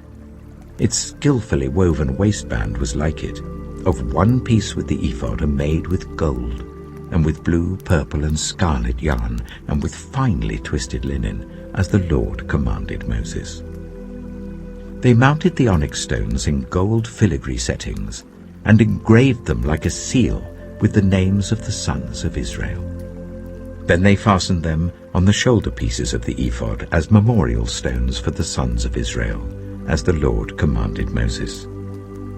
They fashioned the breastpiece, the work of a skilled craftsman. They made it like the ephod, of gold, and of blue, purple, and scarlet yarn, and of finely twisted linen. It was square, a span long and a span wide, and folded double. Then they mounted 4 rows of precious stones on it. The first row was carnelian, chrysolite, and beryl. The second row was turquoise, lapis lazuli, and emerald. The third row was jacinth, agate, and amethyst. The fourth row was topaz, onyx, and jasper. They were mounted in gold filigree settings. There were 12 stones, 1 for each of the names of the sons of Israel, each engraved like a seal with the name of one of the 12 tribes. For the breastpiece, they made braided chains of pure gold, like a rope. They made 2 gold filigree settings and 2 gold rings, and fastened the rings to 2 of the corners of the breastpiece. They fastened the 2 gold chains to the rings at the corners of the breastpiece, and the other ends of the chains to the 2 settings, attaching them to the shoulder pieces of the ephod at the front. They made 2 gold rings, and attached them to the other 2 corners of the breastpiece on the inside edge next to the ephod. Then they made 2 more gold rings, and attached them to the bottom of the shoulder pieces on the front of the ephod, close to the seam just above the waistband of the ephod. They tied the rings of the breastpiece to the rings of the ephod with blue cord, connecting it to the waistband, so that the breastpiece would not swing out from the ephod, as the Lord commanded Moses. They made the robe of the ephod entirely of blue cloth, the work of a weaver, with an opening in the center of the robe like the opening of a collar, and a band around this opening so that it would not tear. They made pomegranates of blue, purple, and scarlet yarn and finely twisted linen round the hem of the robe. And they made bells of pure gold, and attached them around the hem between the pomegranates. The bells and pomegranates alternated round the hem of the robe to be worn for ministering, as the Lord commanded Moses. For Aaron and his sons, they made tunics of fine linen, the work of a weaver, and the turban of fine linen, the linen caps and the undergarments of finely twisted linen. The sash was made of finely twisted linen and blue, purple, and scarlet yarn, the work of an embroiderer, as the Lord commanded Moses. They made the plate, the sacred emblem, out of pure gold, and engraved on it, like an inscription on a seal, "Holy to the Lord." Then they fastened a blue cord to it to attach it to the turban, as the Lord commanded Moses. So all the work on the tabernacle, the tent of meeting, was completed. The Israelites did everything just as the Lord commanded Moses. Then they brought the tabernacle to Moses, the tent and all its furnishings, its clasps, frames, crossbars, posts and bases, the covering of ram skins dyed red and the covering of another durable leather, and the shielding curtain, the ark of the covenant law with its poles and the atonement cover, the table with all its articles and the bread of the presence, the pure gold lampstand with its row of lamps and all its accessories, and the olive oil for the light, the gold altar, the anointing oil, the fragrant incense, and the curtain for the entrance to the tent, the bronze altar with its bronze grating, its poles and all its utensils, the basin with its stand, the curtains of the courtyard with its posts and bases, and the curtain for the entrance to the courtyard, the ropes and tent pegs for the courtyard, all the furnishings for the tabernacle, the tent of meeting, and the woven garments worn for ministering in the sanctuary, both the sacred garments for Aaron the priest and the garments for his sons when serving as priests. The Israelites had done all the work just as the Lord had commanded Moses. Moses inspected the work and saw that they had done it just as the Lord had commanded. So Moses blessed them. Exodus chapter 40. Then the Lord said to Moses, "Set up the tabernacle, the tent of meeting, on the first day of the first month. Place the ark of the covenant law in it, and shield the ark with the curtain. Bring in the table, and set out what belongs on it. Then bring in the lampstand, and set up its lamps. Place the gold altar of incense in front of the ark of the covenant law, and put the curtain at the entrance to the tabernacle. Place the altar of burnt offering in front of the entrance to the tabernacle, the tent of meeting. Place the basin between the tent of meeting and the altar, and put water in it. Set up the courtyard around it, and put the curtain at the entrance to the courtyard. Take the anointing oil, and anoint the tabernacle and everything in it. Consecrate it and all its furnishings, and it will be holy. Then anoint the altar of burnt offering and all its utensils. Consecrate the altar, and it will be most holy. Anoint the basin and its stand, and consecrate them. Bring Aaron and his sons to the entrance to the tent of meeting, and wash them with water. Then dress Aaron in the sacred garments. Anoint him and consecrate him so that he may serve me as priest. Bring his sons and dress them in tunics. Anoint them just as you anointed their father, so that they may serve me as priests. Their anointing will be to a priesthood that will continue throughout their generations." Moses did everything just as the Lord commanded him. So the tabernacle was set up on the first day of the first month in the second year. When Moses set up the tabernacle, he put the bases in place, erected the frames, inserted the crossbars, and set up the posts. Then he spread the tent over the tabernacle and put the covering over the tent as the Lord commanded him. He took the tablets of the covenant law and placed them in the ark, attached the poles to the ark and put the atonement cover over it. Then he brought the ark into the tabernacle and hung the shielding curtain and shielded the ark of the covenant law as the Lord commanded him. Moses placed the table in the tent of meeting on the north side of the tabernacle outside the curtain and set out the bread on it before the Lord, as the Lord commanded him. He placed the lampstand in the tent of meeting opposite the table on the south side of the tabernacle and set up the lamps before the Lord, as the Lord commanded him. Moses placed the gold altar in the tent of meeting in front of the curtain and burned fragrant incense on it, as the Lord commanded him. Then he put up the curtain at the entrance to the tabernacle. He set the altar of burnt offering near the entrance to the tabernacle, the tent of meeting, and offered on it burnt offerings and grain offerings, as the Lord commanded him. He placed the basin between the tent of meeting and the altar and put water in it for washing, and Moses and Aaron and his sons used it to wash their hands and feet. They washed whenever they entered the tent of meeting or approached the altar, as the Lord commanded Moses. Then Moses set up the courtyard around the tabernacle and altar and put the curtain at the entrance to the courtyard. And so Moses finished the work. Then the cloud covered the tent of meeting, and the glory of the Lord filled the tabernacle. Moses could not enter the tent of meeting because the cloud had settled on it, and the glory of the Lord filled the tabernacle.